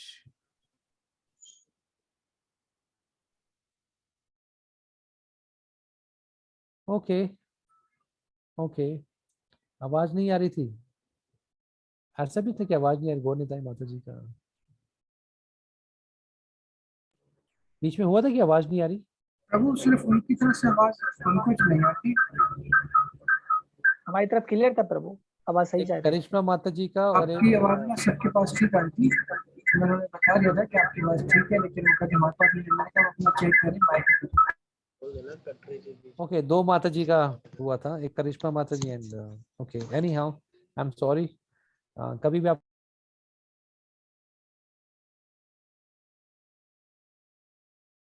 आपका माइक बंद हो गया प्रभु जी। प्रसाद कृष्ण प्रभु जी। ह्यूजनेस हॉट्सनेस अपॉन म्यूट कर दिया। ओके, कल मिलते हैं। जगत गुरु श्री प्रभुपाद की जय निताई गौर प्रेमानंदे। हरि हरि बोल। हरे हरे कृष्णा हरे कृष्णा। धन्यवाद प्रणाम।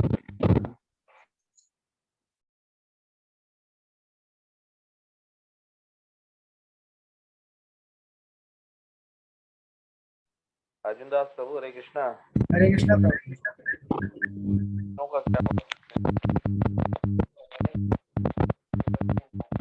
हरे कृष्णा।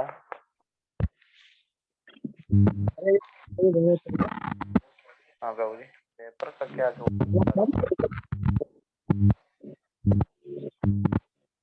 आपके बात खराब आ रही है ना आपको? आपकी है, आ रही है आपकी बाहर होगा। बस मैं यही कह रहा था कि भाई सब लोग इस तरह 2 मिनट ठहर जाए, क्लास को लीव ना करें। प्रभु जी गए हम सब 1 मिनट लगा सब लोग, इसलिए लीव नहीं किया मैं तो।